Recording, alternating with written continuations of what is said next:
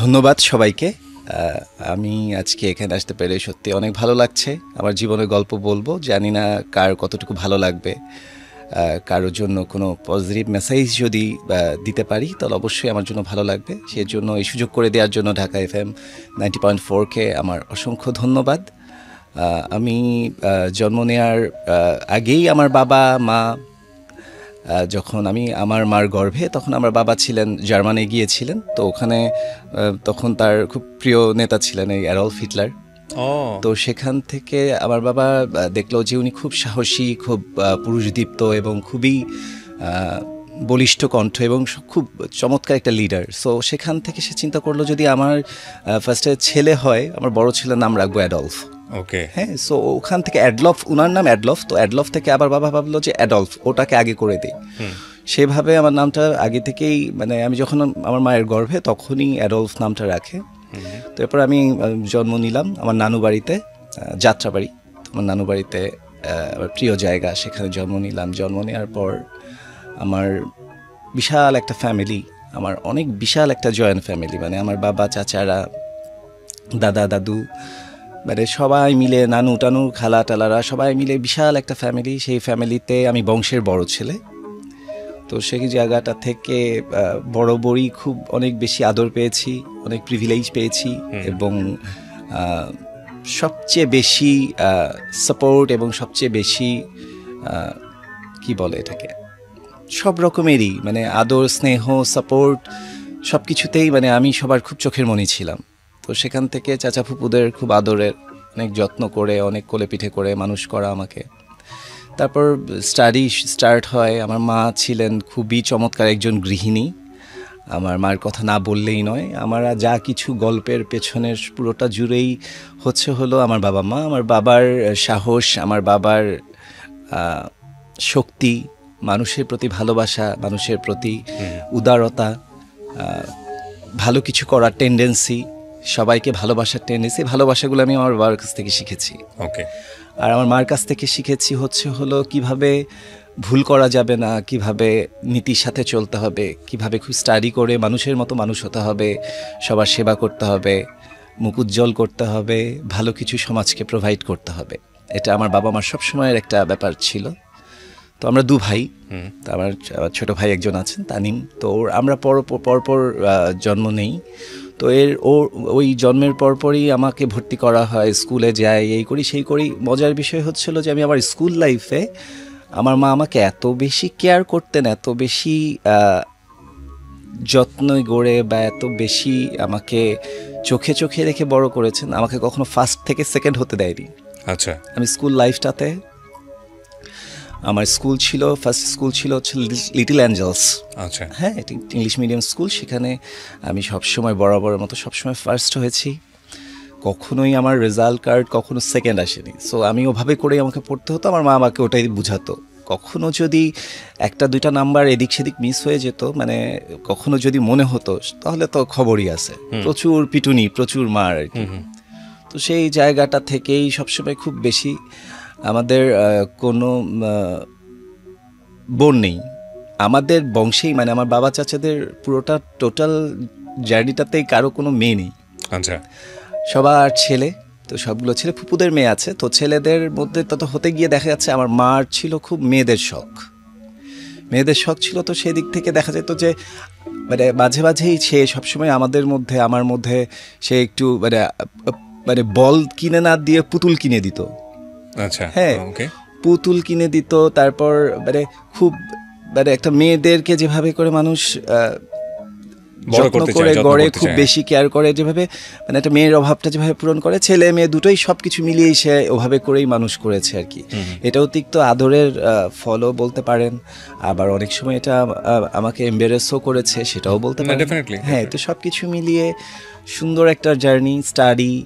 দেন হলো আমার পরে স্কুল হলো গভর্নমেন্ট ল্যাবরেটরি, সেখানেও আমি খুব ভালো স্টুডেন্ট ছিলাম।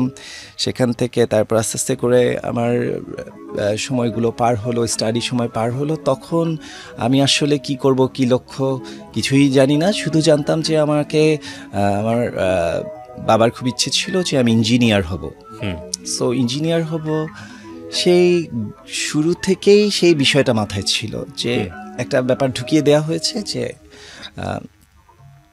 অন্য কোনো কিছু করা যাবে না। আমার বাবা ছিলেন সরকারি চাকরিজীবী, ডিসি ছিলেন।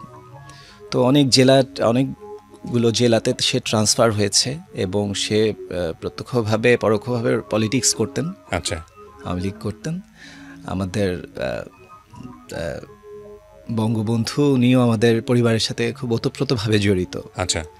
আমার বাবার সাথে, বাবার সেই যৌবন যেটা ইয়াং কাল, সেই কালটাতে তাদের অনেক কিছু, এবং আমার বাবা মার বিয়ের আমার মার শাড়িটাও বঙ্গবন্ধুর দেয়া। ইন্টারেস্টিং। হ্যাঁ, সো সেই জায়গা থেকে আমার বাবা অনেক কিছু দেখে আসছে, অনেক কিছুই করে আসছে, এবং সে একদম সিংহের মতো খুব তেজি ছিলেন। তো সেখান থেকেই আমার বাবা আমাকে সবসময় বলতেন যে না তুমি এটা করবা, ওটা করবা, এভাবে করে সবসময় আমাকে পাদ ডিরেকশন দিতেন। তো সে আমাকে বলেছে ইঞ্জিনিয়ার হবা, অন্য কোনো কিছুই করা যাবে না। সো আলটিমেটলি আমি স্টাডি শেষ করলাম। সেখানে আমার স্কুল লাইফটা খুবই চমৎকার। আমার স্কুল লাইফের বন্ধুগুলাও খুব চমৎকার ছিল। আমাদের সোসাইটিতে হয় কি, মানে if you want to address, আমি সব কিছুই যে রাখবো, প্রচার করবো, বিষয়টা এরকম না, বাট আমি অনুষ্ঠানটাকে যত বেশি আলাদা, যত বেশি ওপেনলি ডিসকাশনে নিয়ে আসা যায়, যত বেশি কোয়ারি মিট করা যায়, তত বেশি বেটার। তো সেই জায়গাটা থেকে আমাদের সমাজে বা আমাদের স্কুল গোয়িং বাচ্চারা যখন থাকে বা স্কুলে যখন আমরা যাই, হয় কি আপনারা দেখবেন যে ওরা তো আসলে অতটা বেশি সামাজিকতা বোঝে না, নিজের জায়গাটা থেকে যেটা মনে করে সেটা নিয়েই ওরা আলোচনা করা শুরু করে দেয়। ধরেন আমি যদি খুব সহজ করে বিষয়টাকে উদাহরণ দিই, যে ক্লাসে দেখা গেল একটা ছেলে এসছে যার হয়তো একটা পা নাই, সাপোজ পা নাই, তাকে যে পা নাই এটা নিয়ে কথা বলা যাবে না, এটা কিন্তু ওই সময়ের বাচ্চারা বোঝে না। তো দেখা গেল ওটা নিয়ে হয়তো ফান করছে, মজা করছে। হ্যাঁ, মানে বোঝাতে চাচ্ছি যে একটু ডিফারেন্ট মুভমেন্ট থাকলেই তাকে কিন্তু ইন্ডিকেট করা হয় না, উইচ ইজ ভেরি ট্রু। সোসাইটিতে কোনো একজন মানুষ যখন একটু ডিফারেন্ট লুকের হয় তখন কিন্তু তার দিকে অনেক চোখ যায়, এবং সেটাকে অনেকেই অনেক সময় খুব ঠাট্টার ছলে দেখে, ফান করে দেখে, but he or she is a very living one, খুবই নর্মাল একজন মানুষ, কারণ প্রকৃতিতে প্রত্যেকটা মানুষকে আল্লাহ ডিফারেন্টভাবে তৈরি করেছে। কিন্তু হয় কি অনেক সময় দেখা যায় যে নিজের কোনো একটা লুকস কিংবা নিজের কোনো একটা বিষয় যেটা হয়তো অন্য 10 জনের চেয়ে আলাদা, বাট ইজ ভেরি নর্মাল, ওইটা অনেক সময় প্যাম্পার করে। আপনার ওই বয়সে কি কোনো রকম এই ধরনের কোনো প্যাম্পারিংয়ের মধ্যে আপনি ছিলেন? না, ওই সময়টাতে আমি ছিলাম না। এটা আমার এটার এই ব্যাপারটা যেটা আপনি অ্যাড্রেস করছেন সেটা হয়েছে আমার আরেকটু পরে। হ্যাঁ, তো সেই সময়টাতে বিষয়গুলো আসেনি। বিষয়গুলো তখন আমি ছিলাম একেবারে টোটালি স্টাডি রিলেটেড এবং সব কিছু রিলেটেড, মানে ওই টোটাল পড়াশোনা এবং ফ্যামিলি, জয়েন্ট ফ্যামিলি, হাসি ঠাট্টা আনন্দ গল্প, ওগুলোর মধ্যেই। তো দেখা যেত সমস্যা হচ্ছে একটা জিনিস, মজার বিষয় সেখানে ছিল যে একটা ছেলে স্বাভাবিক সময়টায় যখন বেড়ে ওঠে তখন স্বাভাবিক সে যাবে কোথায়, সে স্কুল কলেজ ছাড়াও সে যাবে কোথায়, খেলার মাঠে যাবে, সে যাবে বন্ধুদের সাথে আড্ডা দিতে, সে যাবে অনেক কিছু ঘটবে। হঠাৎ কোথাও মারামারি করে আসলো, হয়তো বা কোথাও একটা কিছু করে আসলো, পাশের বাড়ির একটা মেয়ের সাথে কিছু একটা দুষ্টুমি করলো, পাশের বাসা থেকে বিচার আসলো। তো এই বিষয়গুলো ছিল, বাট আমার লাইফে এই ধরনের কোনো ঘটনা নেই।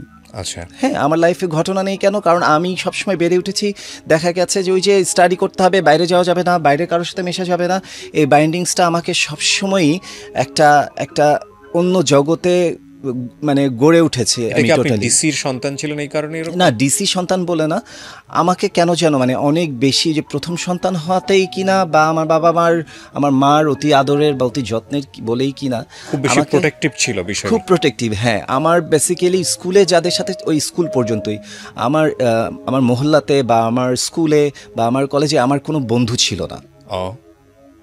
ছিল না। তো সেই জায়গাটা থেকে আমি সবসময় একটা ওই ব্যাপারটাকে খুব ফিল করতাম যে আমার একটা বন্ধু দরকার। আমার বন্ধু বলতে কি ছিল, আমার মা, আমার চাচিরা, আমার ফুপুরা, আমার চাচারা, আমার মানে কাজিনরা, মানে এরা ছিল। সো বাইরের জগৎ দেখার, বাইরের যে একটা জগৎ আছে একটা ছেলের বেড়ে ওঠার জন্য, যেই মানসিক বিকাশের জন্য যে ব্যাপারগুলো দরকার, ওই ব্যাপারগুলো থেকে আমি বলবো যে আমি একটু বঞ্চিত। হ্যাঁ, আমার যেই সময়টাতে যে জিনিসগুলো দরকার, দেখা যেত যে আমি যেই সময়টা খেলার মাঠে যাব বা যেই মুহূর্তে আমি মানে একটা বা যেই জিনিসগুলো করে ইউজুয়ালি, তো সেই সময়টা দেখা যাচ্ছে আমি বাসায় বসে ওই চাচা ফুদের সাথে ওই ফ্যামিলির গল্প, মেইলি গল্প, নানান গল্প, সেই গল্পগুলো করছি। মানে এটা কি আপনার খুব ন্যাচারালি আসছে নাকি আপনাকে যেতে দেওয়া হয়? ন্যাচারালি আমি মানে আমার পরিবারটাই ওভাবে করেই আমাকে গড়ে উঠেছে। ওখান থেকে আমাকে বের হওয়ার সুযোগ হয়নি আসলে। মজার বিষয় হচ্ছিল তো সে মানে মার একেবারে চোখের মণি ইসের মণি, মানে ইভেন আমি যখন আমার মার সাথে রিক্সা দিয়েও যেতাম দেখা যেত যে হুট উঠিয়ে মানে আমার ছেলেরা যেন বাইরের কোনো ছেলে টেলে মেয়েটে কেউ ডানা খেয়ে মানে আমার ছেলের সাথে যেন কোনো কারোর সাথে কোনো ফ্রেন্ডশিপ না হয়, ওইভাবে করে একেবারে। This is quite alarming to me, cause এটা কি এমন ছিল কি না যে ওনারাও বুঝতে পারতেছিলেন যে No. You are different in no not like that, but তারা সবসময় তারা আমাদের ফ্যামিলির বিষয়গুলো হচ্ছে কি এত বন্ধু বান্ধব দরকার নেই, তারা স্টাডিতে হ্যাম্পার করে অনেক কিছু অনেক রকম আজে বাজে কারোর সাথে মেশা যাবে না, খুব সিলেক্টিভ, মানে যতটুকু দরকার যাদের সাথে ঠিক ততটুকুই, এর বাইরে আসলে কারোর সাথে না, কিন্তু ওইসব বিষয় নিয়ে না আর কি। ঠিক আছে, ওকে ফাইন। তো আমরা বড় একটা হওয়ার জায়গায় পর্যায়ে difference হ্যাঁ, না। তো সেই বিষয়গুলো থেকেই দেখা যেত কি আমি একটু অন্যরকম, খুব সফট, একটু খুব ওভাবে করেই বড় হয়েছি। ওই ফ্যামিলি ভ্যালুজ অনেক বেশি কেয়ারিং, অনেক বেশি সফট মেন্টালিটির, হ্যাঁ। সো সেই জায়গাটা থেকে তো আস্তে আস্তে আমার সাথে যখন একটু বড় হতে থাকি, মানে ক্লাস 9-10 বা তখন কলেজে, তখন আমার আস্তে আস্তে একটু বন্ধু হয়, তখন আমি আস্তে আস্তে করে একটু বোঝা শুরু করি যে না এটা ডিফারেন্স এটা ডিফারেন্স এটা, এইভাবে।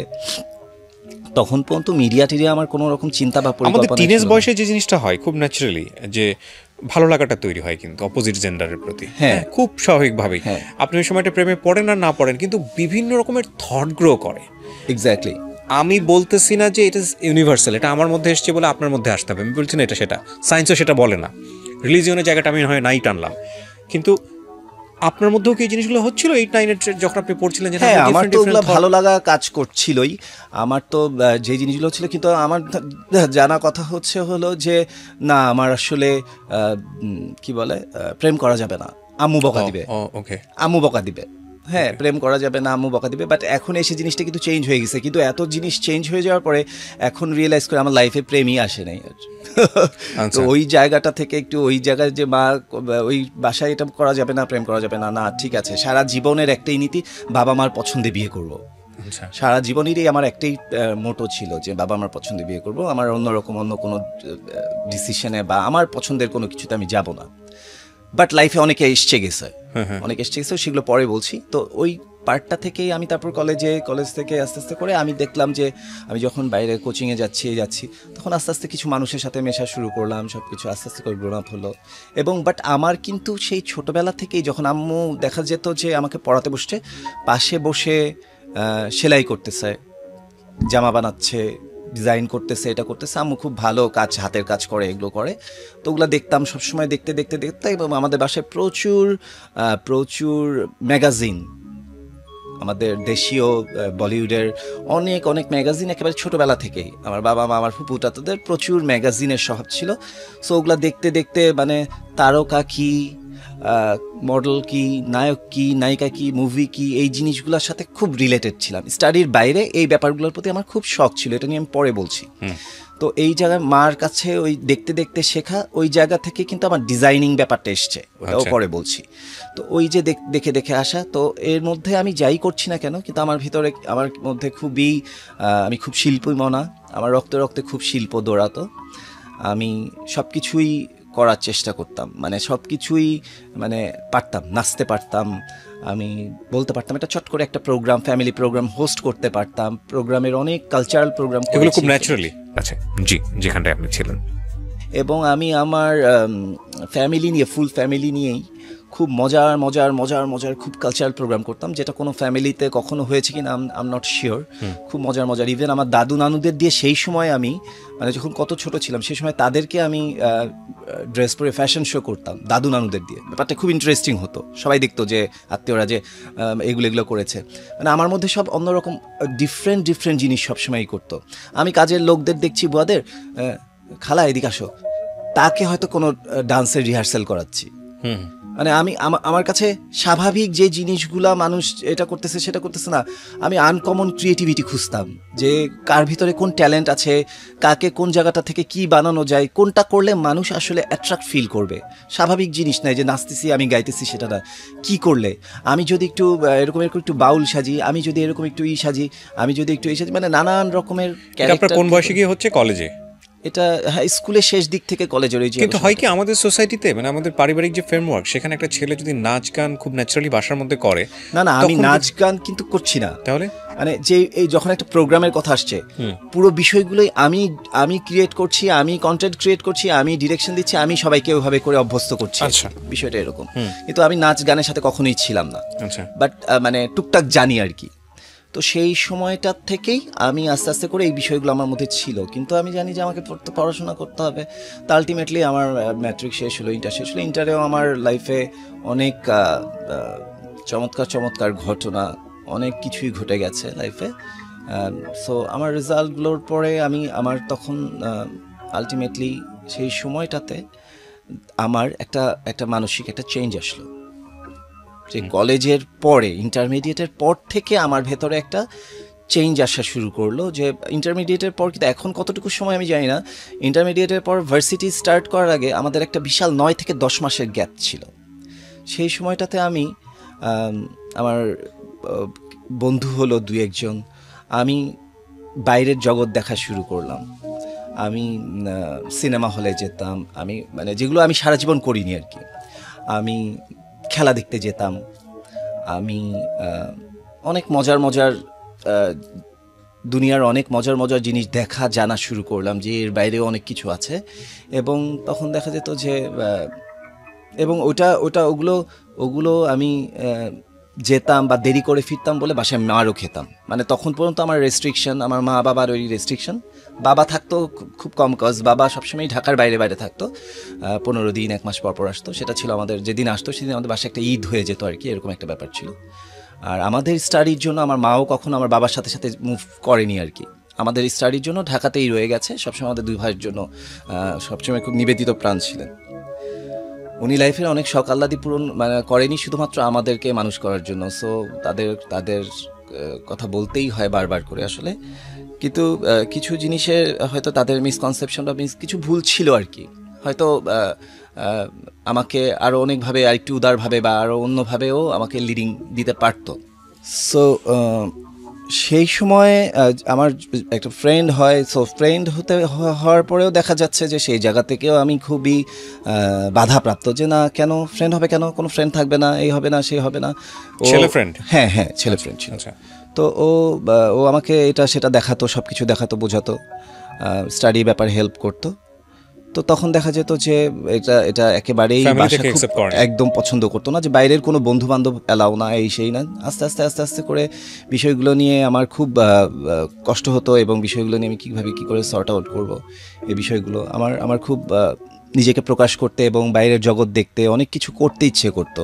তো সেক্ষেত্রে সবসময় আমি করতাম, কিন্তু স্টাডি একটা সময় গিয়ে স্টাডি পর আমার ফ্যামিলির থেকেও দেখতাম যে সবাই আমাকে ওভাবে করে, মানে কেউ কোনো কিছুর ব্যাপারে মানে স্টাডি করতেছে, আচ্ছা ঠিক আছে ছেলে পড়াশোনা করতেছে, অ্যাডলফ খুব লেখাপড়া করছে, খুব লক্ষ্মী, কোথাও যায় না, এই লক্ষ্মী বলতে বলতে মানে বাকি জীবনের যে অনেক কিছু করার আছে, বাকি জীবনের যে একটা ছেলের বাল্যকাল বা বয়সন্ধিকালে যে একটা কিছু জিনিস আছে, সেই জিনিসগুলো আসলে আমি প্রচণ্ড রকমের আমার বাল্যকালে মিস করে এসেছি, মানে ওগুলো আমার করা হয়নি। তো একটা পর্যায়ে গিয়ে তখন ভার্সিটিতে ভর্তি হলো না, মাঝখানে হয়ে গেল যে আমার দুটো রেজাল্টই এসএসসি অ্যান্ড এইচএসসি এতই ভালো ছিল, আমি সরাসরি এখানে কোথাও বুয়েট মেডিকেলে অ্যাপ্লাই না করে আমি আব্বুর শখ বাইরে পড়বো, আমি দিল্লি ইউনিভার্সিটিতে চান্স পাই। দিল্লি ইউনিভার্সিটিতে, জওহরলাল নেহরু ইউনিভার্সিটিতে চান্স পাই। সেখানে আমি ভর্তি হওয়ার পরে আমাকে ওখানে নিয়ে যাওয়া হয়। ভর্তি হই, ফার্স্টে একবার গিয়ে ভর্তি হয়ে আসার পর আমাকে আবার রেখে আসতে যাওয়া হয়। এই যে এতটা সময় আমাকে ঘর থেকে বের হতে দেয়া বা আলাদা কিছু জগৎ বোঝা বা কোনো একটা দিন বন্ধুর বাসায় থাকা বা কোনো একটা দিন কারোর সাথে থাকা, এই জিনিসগুলো আমার কখনো হয়ে ওঠেনি বলে ওই দিল্লি যাবার পরে আমি সেই প্রবলেমটা ফেস করি। ওখানে ওই সময়টায় আমাকে সবাই পিকুলিয়ার দৃষ্টিতে, মানে আমি একটা উইয়ার্ড, আমি কারোর সাথে মিশতে পারছি না, সহজে কারোর সাথে কথা বলতে পারছি না, সবাইকে ভয় পাই, কাউকে বিশ্বাস করতে পারছি না, আমার আচার আচরণ খুব একটা নর্মাল ছিল না, এবং ওরাও আমাকে খুবই, একটা বাঙালি ছেলে এসছে আমাকে বাঙ্গাল বলে, সোজা ভাষায় বাঙ্গাল বলে ট্রিট করতো, এবং আমার সব কিছুতে আমার সাথে খুবই করতো। তো ওই জায়গায় যাওয়ার পরে মানে ওখানে, এবং সেটাও রেখে আসতেছে যখন আমার বাবা মা আমাকে, সেই সময়ও মানে হিউজ কান্নাকাটি কাকে বলে, মানে মানুষ মারা গেলেও সেভাবে কাঁদাকাটি করে না আর কি। আপনি কাঁদছিলেন? আমিও কাঁদছি, আমার মাও কাঁদছে আর কি, এরকম। মানে আমাদের দুজনকে হ্যাঁ করা হলো। ওই যে সারাটা জীবন তো আমাকে সে আলাদা করেনি, কখনো কোনো কিছুতে করতে দেয়নি, তার আঁচলের নিচে রেখেছে। সো ওই জায়গাটায় প্রথম আমার একটা ধাক্কা লাগলো, আমি ওখানে থাকতে পারছি না, এখানে থাকতে পারছি না। যখন আমি দেশে ফোন করতাম, অল্প কিছুদিন ছিলাম আমি ওখানে, তো যখনই দেশে ফোন করতাম তখনই দেখতাম যে আমার মা এখানে কাঁদছে, আমার মহল্লাবাসী সবাই মনে করতো যে বাসায় কেউ মারা গেছে। ওদিক থেকে, ওই প্রান্ত থেকে আমি কাঁদছি, এ প্রান্ত থেকে আমার মা কাঁদছে। তো এই যে কান্নাকাটি, এই যে ব্যাপারটা খুবই একটা চরম পর্যায়ে গিয়ে নিয়ে যায় ব্যাপারটা। এবং ওই জায়গাটায় দেখা যাচ্ছে যে ওখানে আমাকে পেয়ে, আমাকে যেখানে রেখে আসা হলো, সেখানে ছেলেগুলা যারা আমরা একসাথে আর কি ক্লাসমেট বা রুমমেট যাদের বলে, দেখা যেত যে আমার সাথে নানা রকম র্যাগিং স্টার্ট করলো। দেখা যেত যে আমি আজকে কিছু খাবো, তো আমার খাবারের মধ্যে হয়তো লবণ ঢেলে দিল, মশলা ঢেলে দিল, যাতে আমি খেতে না পারি। মানে আমাকে নানান রকমভাবে উত্ত্যক্ত করা শুরু করলো। থাকে না যে সবার মধ্যে যদি একটু একজনের সাথে একটু কমেডি করা যায়, একটু ডিফারেন্ট হয়, এরকম বিষয়গুলো ছিল। বা মেইলি কোনো ধরনের না, আমার কোনো মেইলি কোনো রকম বিষয়টা ছিল না। আচ্ছা, আমার ওই বিষয়গুলো ছিল না। বাট আমি ওই যে সফট প্রকৃতির, এবং আমার ভিতরে আমি যে সব কিছু থেকে আলাদা, না কোনো ছেলের সাথে মেশা যাবে না, কোনো মেয়ের সাথে মেশা যাবে না, ওই ইনফিনিটি একটা কমপ্লেক্স কাজ করতো।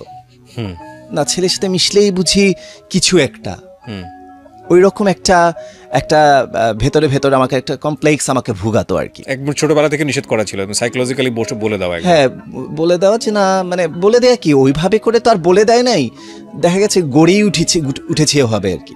বাইরের জগৎ, বাইরের বিষয়গুলোর থেকে আমাকে দূরেই রাখা হয়েছিল আর কি।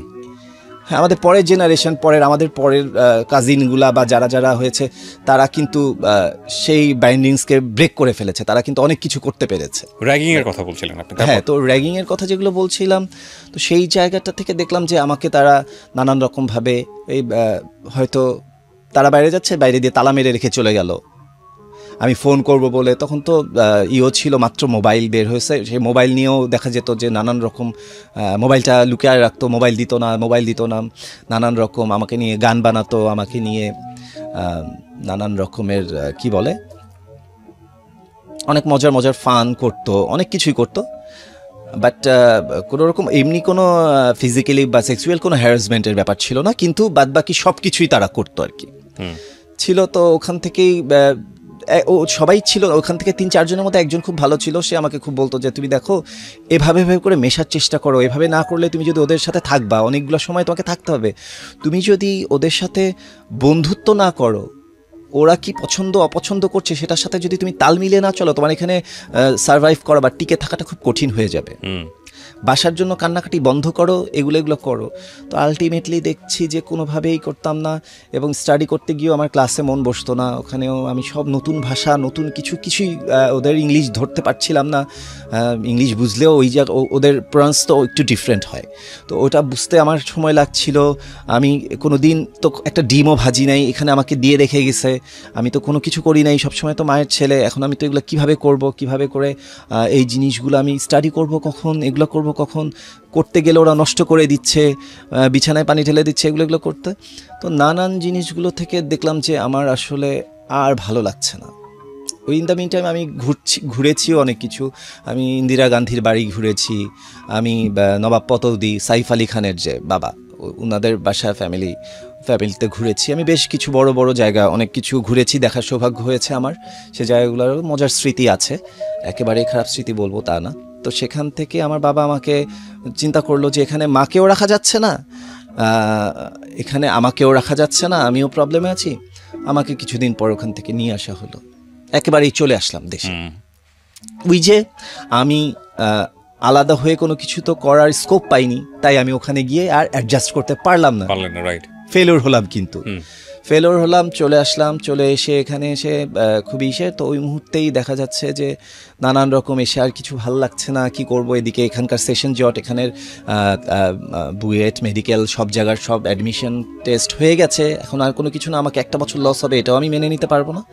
সেই সময় দেখলাম যে কোথায় কি করা যায়, এবং আমার বাবার শখ ছিল ইঞ্জিনিয়ারিং পড়বো। সো ওই বাবার শখ পূরণ করতে গিয়ে আমি তখন দেখলাম যে একমাত্র আছে এবং বাংলাদেশের জন্য এটা খুবই ভালো প্রাইভেট ইউনিভার্সিটি আহসানুল্লাহ, যেখানে ইঞ্জিনিয়ারিং জন্য বুয়েটের পরে এটাকে প্রথম কাতারে ধরা হয়।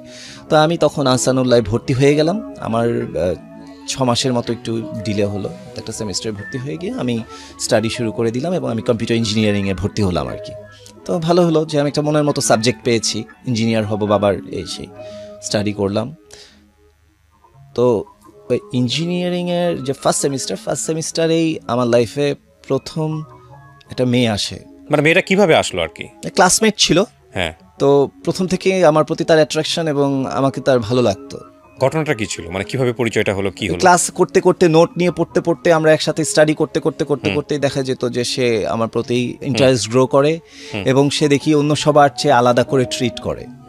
তখন বোঝা শুরু করলাম যে সে হয়তো বা আমাকে পছন্দ করা শুরু করেছে বা এরকম কিছু একটা। তো আস্তে আস্তে করে বাসায় গেল যে আম্মু আমার একটা বান্ধবী হয়েছে, যাতে আম্মুর সাথে ইজি হয় বিষয়টা। আমি তখন আস্তে আস্তে করে জিনিসগুলোকে কাটানোর চেষ্টা করলাম, যে জিনিসগুলো আমাদের বাসার মধ্যে ব্যবস্থা ছিল সেই ব্যবস্থা থেকে একটু দূরে আমি এনে বাসার সাথে পরিচয় করিয়ে দিলে হয়তো বা আমার মেলামেশার জন্য একটু ইজি হয়ে যাবে বিষয়টা। তো বাসায় আনার পরেও দেখলাম যে ও দীর্ঘদিন সবার সাথে মিশে টিশে, বাসার পরিবারের আমাদের জয়েন্ট ফ্যামিলির দাদু, আমার ফুপুরা, চাচারা, চাচিরা, আমার মা, সবার খুব মন জয় করে ফেললো। ওকে, একেবারে মন জয় করে ফেললো। আমরা খুব সুন্দর মতো স্টাডি করছিলাম, কিন্তু একটা পর্যায়ে গিয়ে দেখা গেল যে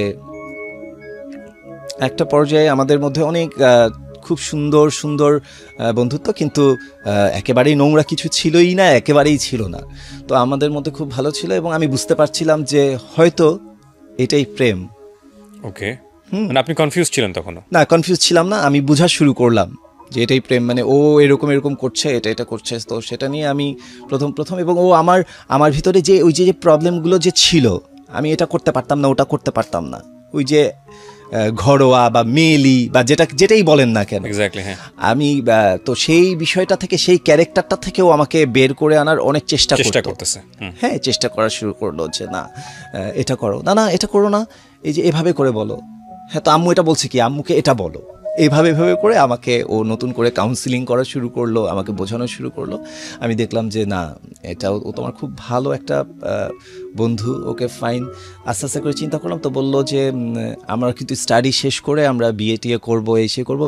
আমি বললাম যে দেখো, তখনও আমার কথা এরকম যে দেখো আমি বিয়ে করবো, ইটস ওকে ফাইন, সমস্যা নেই, কিন্তু আম্মুর পছন্দ হতে হবে।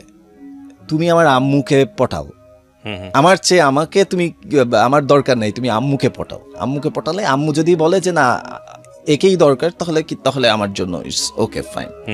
সো তখন ওই জায়গাটা থেকে ও আসা যাওয়া শুরু করলো, সব কিছু করলো টরলো। তো একটা পর্যায়ে গিয়ে ও তখন যখন আমাদের স্টাডিটা প্রায় শেষের দিকে, স্টাডির মাঝখানেই তখন দেখা গেল যে আমি যখন ভার্সিটিতে আমার কয়েকটা সেমিস্টার চলে যাওয়ার পরেই আমি শুরু করলাম একটা পার্ট টাইম জব শুরু করলাম। আচ্ছা, একটা পার্ট টাইম জব শুরু করলাম। তো জব শুরু করলাম এবং পার্ট টাইম জবটা কেন প্রয়োজন ছিল? প্রয়োজন ছিল না আমাদের, কখন প্রয়োজন ছিল না, হঠাৎ করেই এটা চলে এসছে। তো আমার কাছে খুব ভালো একটা অপরচুনিটি ছিল, স্যালারি ভালো ছিল। সো আমার কাছে মনে হলো যে একটা প্রাইভেট ফার্ম, আচ্ছা একটু প্র্যাকটিস করি। তো স্টাডির ফাঁকে আমি দেখা যেত যে আমাদের তো সপ্তাহে ছিল হলো 3 দিন ক্লাস ছিল। তো বাদ বাকি দিনগুলোতে দেখা যেত যে আমি একটু অফিস করতাম, সে করতাম, সুন্দর একটা হচ্ছিল। তো সেই সময়টাতেই আমি 2007-এর কথা, আমি হঠাৎ করে দেখি একটা জায়গায় যে একটা পোস্টার, সেখানে লিখাচ্ছে যে এখানে মডেল বানানো হয় বা সামথিং লাইক দ্যাট, এখন যেটাকে বলে গ্রুমিং সেশন। হ্যাঁ, যেটা আমরা করাই। তো সেই গ্রুমিংটা দেখলাম তখন একেবারেই অপরিচিত শব্দের সাথে, এরকম কিছু আছে যে এখানে মডেল বানানো হয় বা এরকম কিছু একটা দেখলাম আমি ধানমন্ডি 4-এর এতে। তো দেখার পর আমি একা একাই চিন্তা করতেছি যে আচ্ছা এখন তো আমার বাসা থেকে নিতে হবে না, আমি যেহেতু একটু জব করি, সো আমি এখান থেকে টাকা থেকে আমি যদি আমার শখ পূরণ করি, আমি যদি কিছু একটা কোর্স করি, শিখি ওখানে কি হয় শিখি, তাহলে হয়তো বা আমার আমার এই ইচ্ছেগুলো পূরণ হবে। কারণ এখন আমি ওই যে স্টাডি প্রেশারটা নাই, এখন আমি আমার মতো স্বাধীনভাবে লেখাপড়া শুরু করেছি। ভার্সিটি যাওয়ার পর এখন আর আমার আর ওই বিষয়গুলো নেই। হ্যাঁ, খুবই চমৎকারভাবে এই জিনিসগুলো হয়েছে। আমাদের এই অনুষ্ঠানটি আপনারা একযোগে শুনতে পাচ্ছেন আমাদের ইউটিউব চ্যানেলে। আমাদের ইউটিউব চ্যানেলটি হচ্ছে www.youtube.com/dfm904। আমার মনে হয় অ্যাড্রেস বারে গিয়ে তো ওই ও ছিল এদিকে, আমি এটা করছি, ও আমাকে খুব এনকারেজ করলো যে হ্যাঁ হ্যাঁ তুমি শুরু করো, এই করো সেই করো, এই জায়গাটা পরে বলছি। তো ওর সাথে ওই রিলেশনের একটা সময় হঠাৎ করেই একটা ও আমাকে বলে যে অ্যাডলফ চলো আমরা বিয়ে করি। সেই সময় আমি 2007 কথা বলছি। তো আমাকে বলে যে 2000, আমি তখনও মিডিয়া স্টার্ট করিনি, 2007 ও আমাকে বলছে যে চলো বিয়ে করি। তো আমি বললাম যে কেন? বলে যে না আমার বাসায় একটু প্রবলেম হচ্ছে। কি প্রবলেম? বলে যে আমার একটু প্রবলেম হচ্ছে, আমি আমার বাসার সাথে থাকবো না। আমি কেন? তুমি আমার প্রাইভেট ইউনিভার্সিটিতে যারা পড়ে তারা তো জানেনি যে সবার বাবা খুব সচ্ছল, সবাই খুব সচ্ছল, ওখানে প্রাইভেট ইউনিভার্সিটিতে গরিব খুব কমই আছে। সো ওর বাবা খুব সচ্ছল, ওর বাবা খুবই ওকে খুব টেক কেয়ার করতো, ওর বোনদের ভাইদের সবার সাথেই আমার খুব, আমিও ওদের বাসায় গেলে খুব আদর পেতাম। তো সেখান থেকে হঠাৎ করে বললো যে আমার বাবা একটা কি বলে ভুল করেছে, আমার বাবা আরেকটা বিয়ে করেছে, আমার বয়সী একটা মেয়েকে বিয়ে করেছে। সো আমার মার জায়গায় আরেকজনকে এনেছে। সো ওই জিনিসটা আমার আসলে আমি একেবারেই নিতে পারছি না। আমি আমার বাবার টাকায় আর পড়বো না, মানে সে অভিমান করে আর বাবার টাকায় পড়বে না এবং ভার্সিটিতে আর কন্টিনিউ করবে না। শেষ ছিল বোধহয় আর 2 থেকে 3টা সেমিস্টার ছিল, সে আর কন্টিনিউ করবে না, সে আর লেখাপড়া করবে না, সে একেবারেই অন্ধকার ঘরে টরে থাকতো, খুব একটা অবস্থা। এবং সে আমাকে এসে বলতেছে তুমি যদি বিয়ে করো আমাকে করো। এসে আমি বললাম যে কিন্তু না, আমি তো মাত্রই তখন আমি গ্রোন আপ শুরু হয়েছে, আমি দুনিয়া বোঝা শুরু করেছি, আমি তো বিয়ে শাদী কিছু বুঝিই না, এত ছোট তখন, আজ থেকে এটা 13-14 বছর আগের কথা। সো আমি আমার বাবা মারে কিভাবে কি বুঝাবো, কিভাবে কেন বিয়ে করব, কি করব, যেখানে এখন এই যে এখন এসেও আমি বিয়ে করিনি, সেই সময় আলটিমেটলি ওর প্রতি আপনার ইমোশনটাও কাজ করতো না বোধহয়। ইমোশনটা, হ্যাঁ ইমোশন কাজ করতো, কিন্তু বিয়ে করতে হবে কারণ আমি তো ওই সিরিয়াসলি ব্যাপারগুলো কখনো নেইনি আসলে। হ্যাঁ, কিন্তু ও থাকবে, ও পাশে থাকবে, ওর কোম্পানি, এই ব্যাপারগুলো আমি খুব পছন্দ করতাম, মানে ওকে পছন্দ করতাম, ওর প্রতি আমার পুরোপুরি আমার কনফিডেন্স, অ্যাফেকশন, কি বলে কেয়ারিং সব কিছুই ছিল। কজ ও আমাকে না যে এক নজর না দেখলে থাকতে পারতেছি না, বা তার জন্যে তখন না আমাদের এই যে যোগাযোগের এত ওয়ে ছিল না, ফেসবুক নির্ভর ছিল না আমাদের তখন, কোনো ফেসবুক আইডি ছিল না আমাদের তখন, কোনো এই যে ইনস্টাগ্রাম বলেন, তারপরে যে হোয়াটসঅ্যাপ, ভাইবার, এগুলা মোবাইলও খুবই রেয়ার এবং অনেক টাকার মিনিট, 7 টাকা না কত টাকা করে মিনিট। মানে আমার কোশ্চেনটা ছিল যে আসলে হয় কিন্তু এটা অনেকের জীবনে যে একটা সম্পর্ক তৈরি হয়েছে কিন্তু অতটা মিসিং নাই, কিন্তু হুট করে একটা ক্রিটিক্যাল সিচুয়েশন চলে আসছে, তখন ডিসিশন না আমি তোমাকে ওইভাবে অনুভবও করি না কিন্তু আবার ডিনাইও করতে পারছি না, বিকজ এক ধরনের ডিপেন্ডেন্সি তৈরি হয়েছে, এক ধরনের দুজন পাশাপাশি চলতে, কিন্তু ওই যে একেবারে না দেখলে থাকতে পারতেছি না, ওকেই আমার জান, ওই আমার প্রাণ, ওই ধরনের বন্ডেজটা তৈরি হয়নি, বিষয়টা এরকম ছিল। হ্যাঁ, বন্ডিংটা তৈরি হয়নি বিকজ অফ ওই যে আমি অভ্যস্ত হয়ে যেতে পারিনি, বিকজ আমি ডিসিশন নিতে পারছিলাম না যে actually is she perfect for me or not. মানে হয় না পৃথিবীর সুন্দরতম মানুষটা হচ্ছে তুমি আমার চোখে, ভালোবাসলে, ওই বিষয়টা কি ছিল? না, এরকম কোনো বিষয় ছিল না। ওকে, ঠিক আছে, এরকম কোনো বিষয় ছিল না। তো সেই সময়টায় দেখা যেত যে, বাট আমি মানে ওকে হারাতে চাইতাম না, ওই যে ডিপেন্ডেন্সি ক্রিয়েট হয়ে গিয়েছিল। হ্যাঁ, বিকজ ও এত বেশি ভালো, আমি স্টিল বলবো মানে আমার দেখা একটা সত্যিকার অর্থেই খুব ভালো একটা মানুষ, খুব ভালো একটা মেয়ে ছিল। আপনি তাকে কি রিপ্লাই দিলেন? তো আমি তাকে বললাম যে না, আমি এখন সম্ভব না। তো আমাকে বললো যে বাবা এই কাজ করছে, এই সেই। তো সেটা শোনার পর তো আমি মানে আরো বেঁকে বসলাম যে না না না, ও মাই গড, আমাদের বাসায় ফ্যামিলিতে এরকম নাই, তোমার বাবা, আমাদের বাসায় ফ্যামিলিতে কোনো দুই বিয়ে নাই। তোমার বাবা আবার বিয়ে করছে এই সময়ে, যেখানে সব ভাই বোনদের বিয়ে হয়ে গেছে, তোমার ইউনিভার্সিটিতে পড়ো, বিয়ে হয়ে গেছে। এখন আমি এই কথাটা আমি আমার বাসায় বাবা মাকে বলতেই পারবো না। আমার মা যদি, বাবা যদি শুনে যে তুমি মানে অনেক বেশি চাইল্ডিশ যারে বলে, অথচ এখন এই বিষয়গুলো খুব সহজ এবং খুবই চমৎকারভাবে হ্যান্ডেল করা যায়। কিন্তু সেই সময়টা আমি বলেছি যে না, এটা আমি বাসায় বলতেই পারবো না, এটা কোনোভাবেই সম্ভব না, এই সেই। ও আরও ডিপ্রেশনে চলে যায়, ও টোটালি আমার থেকে বিচ্ছিন্ন হয়ে যায়।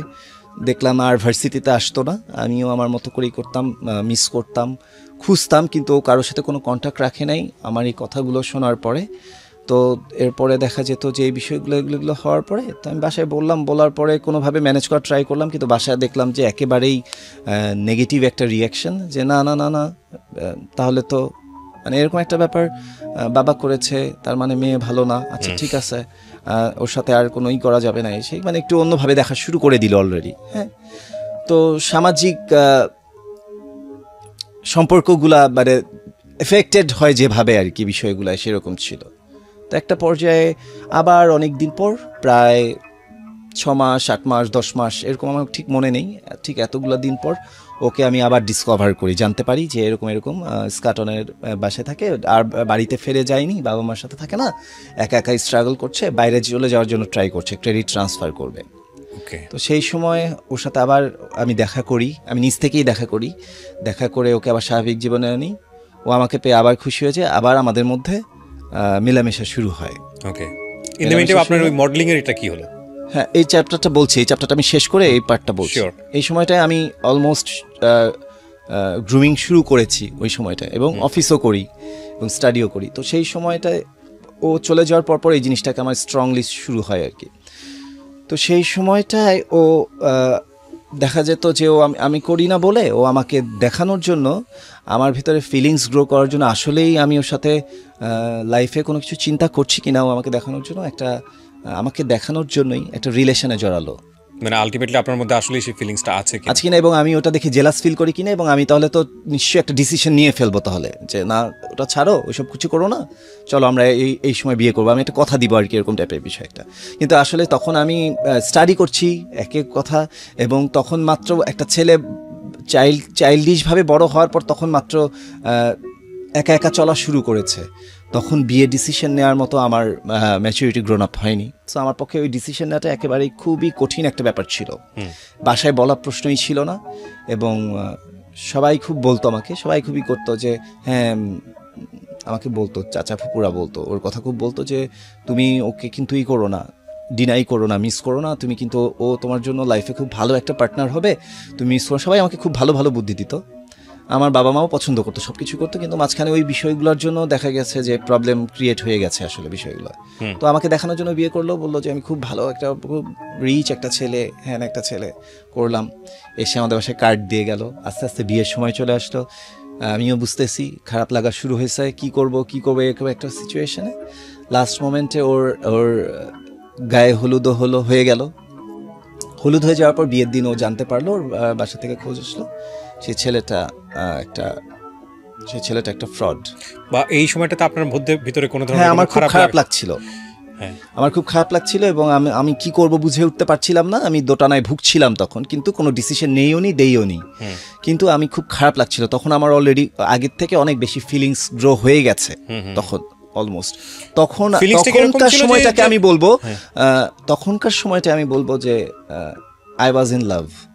মানে এটাই বলতে চাচ্ছি যে ফিলিংসটা এরকম ছিল যে না সে আমার পাশেই থাকুক, নাকি ফিলিংসটা এরকম ছিল যে না সে আরেকজনের হয়ে যাচ্ছে, যে না সেই সময়টা আমার ভিতরে ওই ব্যাপারটা চলে এসেছিল, যে আমার ভিতরে লাভ ব্যাপারটা চলে এসেছিল, যে না এতদিন পর না, আমার কাছে মনে হচ্ছিল যে না ওকে আসলে কষ্ট দেওয়া বা ওকে হারানোটা ঠিক হবে না, ও যাই হোক না কেন একটা সময় সিচুয়েশন বাসা মেনে নেবে বা কিছু একটা হবে। তারপর কি করলেন?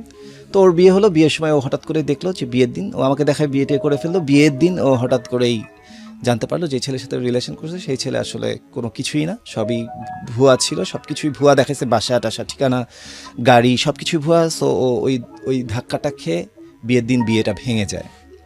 আচ্ছা, ও পেল দ্বিতীয় ধাক্কা, বাবার পরে এটা আরেকটা ধাক্কা পেল। ধাক্কা পাওয়ার পর এই ঘটনার পরে বাসায় আরও একটা প্রবলেম যোগ হয়ে গেল, মেয়ের বিয়ে ভেঙে গেছে।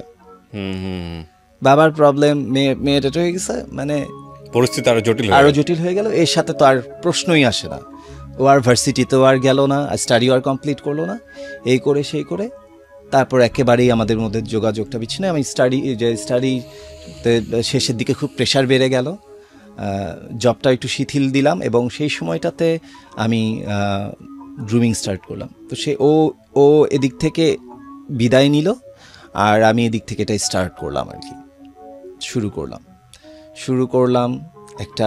একটা স্কুল ছিল ধানমন্ডি 27-এ, ম্যাট্রিক্স, সেখানে আমি শুরু করলাম। সেখানে আমি গ্রুমিং করতাম অনেকগুলা ছেলেপেলের মধ্যে। সেই জায়গাটার মধ্যেও আমার প্রচণ্ড শাইনেস কাজ করতো, কারণ আমি ওই যে কারোর সাথে মিশিনি, ওখানে সব মডেলদের মতো, সব ছেলে সব মডেলদের মতো স্বাস্থ্য, জিম বডি, একেবারে উঁচা লম্বা, সবাই খুব ম্যানলি, খুব চমৎকার। সেখানটাতে আমার আসলে কিন্তু প্রপার কিন্তু আমারই গ্রুমিং প্রয়োজন, বিকজ আমার মানসিক বিকাশের জন্য, আমার যে ধ্যান ধারণা কনসেপ্ট থেকে আমাকে বের করার জন্য আমারই বেসিক্যালি গ্রুমিংটা প্রয়োজন। কিন্তু আমি গিয়ে ওখানে দেখছি যে এরকম অনেক টিচাররা ছিলেন, অনেকেই ছিলেন। তো ওখানেও আমাকে সারভাইভ করাটা, ওখানেও আমার সব কিছু করাটা আমার জন্য একটু কঠিন মনে হচ্ছিল। কঠিন মনে হলেও না, কোনো ধরনের টিজের শিকার হচ্ছিলেন বা কোনো কিছু এরকম থাকে না এক ধরনের? না, আমি ওরা যা করতে পারছে তখন আমি হুবহু করতে পারছিলাম না, বা প্রথম দিকে করতে পারছিলাম না। সবাই একটু আর চোখে দেখতো এবং আমাকে নিয়ে ব্যাড কমেন্টস, বোলিং করা বা যে কোনো ধরনের ওরকম করতো, কিন্তু সরাসরি আমাকে অ্যাটাক করতো বা হার্ট করতো না। আচ্ছা। তো ওখানে কি বলে, একজন টিচার ছিলেন টুম্পাপু, আমাদের বুলবুল টুম্পাপু। তো উনিও ওখানকার টিচার ছিলেন। আমি উনারই স্টুডেন্ট, কিন্তু উনার স্কুলের না, সরাসরি একটা ম্যাট্রিক্সের আর কি। তো উনি এসে আমাকে প্রথম দেখেই আমাকে বলেছিল যে আচ্ছা তুমি শোনো তো, এদিকে আসো।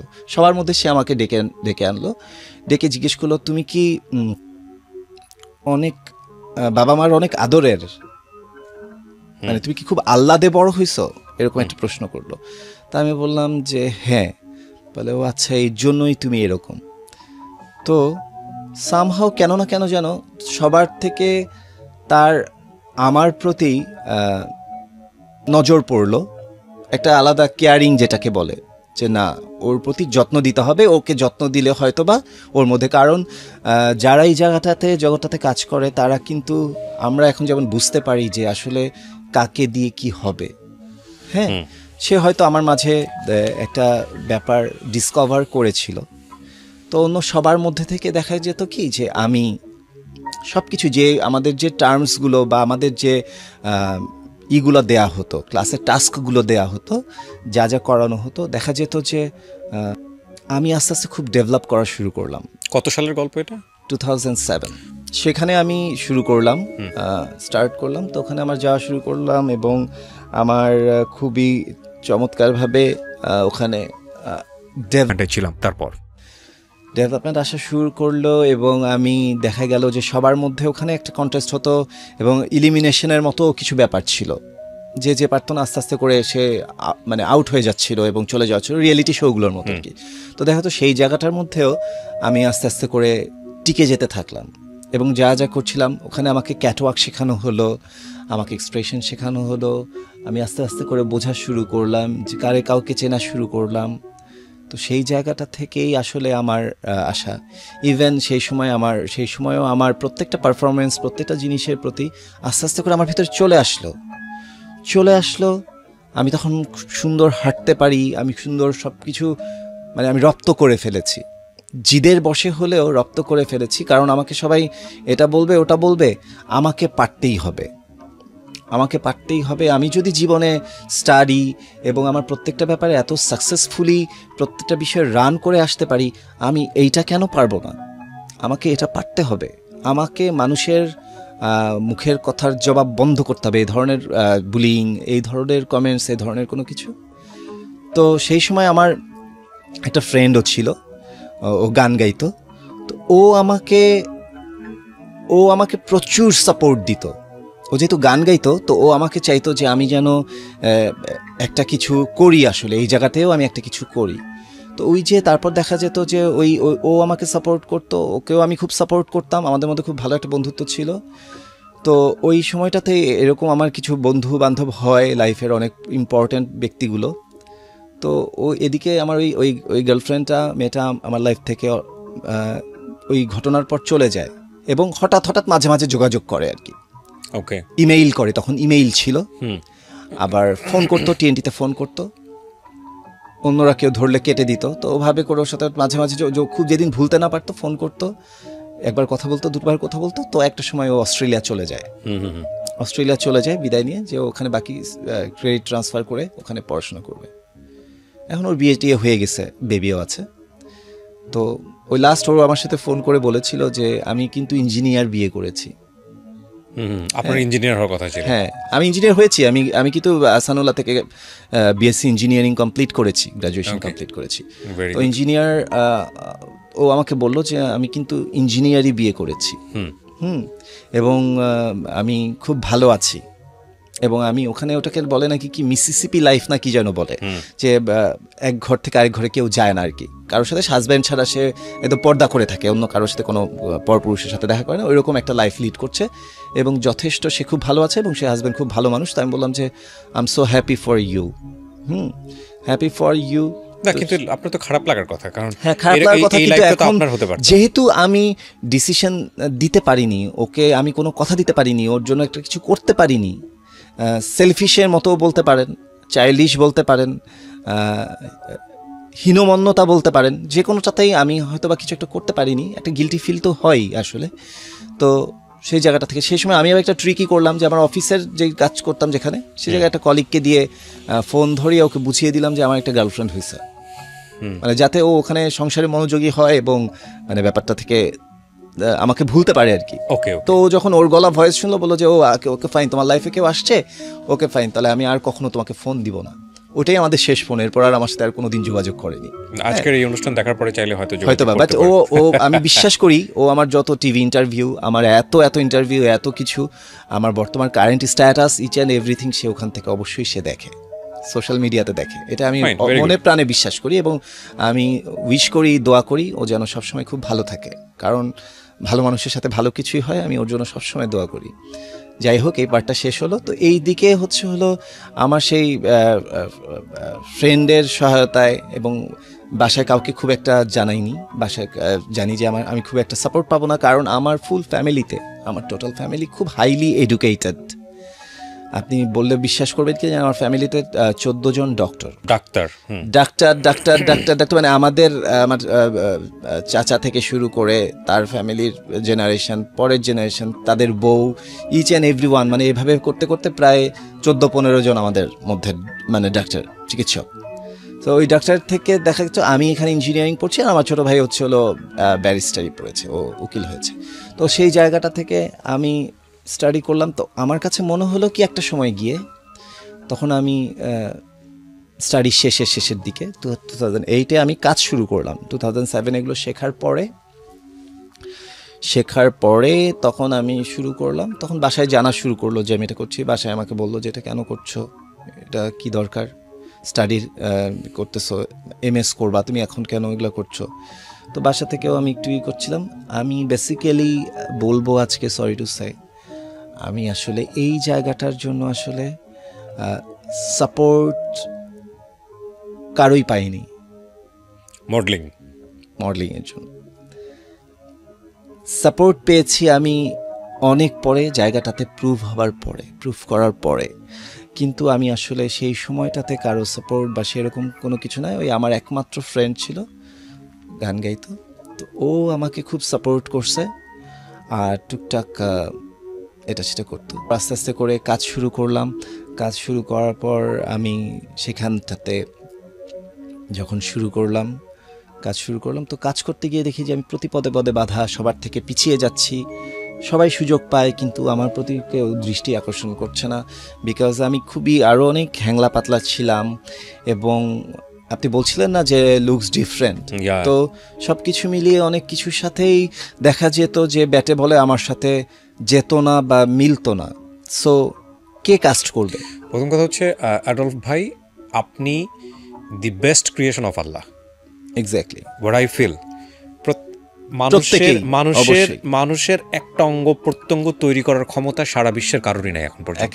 যা করেন সৃষ্টিকর্তা করেন। So what you are right now in front of me, that is the creation of Allah. So এইটার প্রতি রেসপেক্ট প্রত্যেকটা মানুষেরই থাকতে হবে যদি সে হিউম্যান বিং হয়।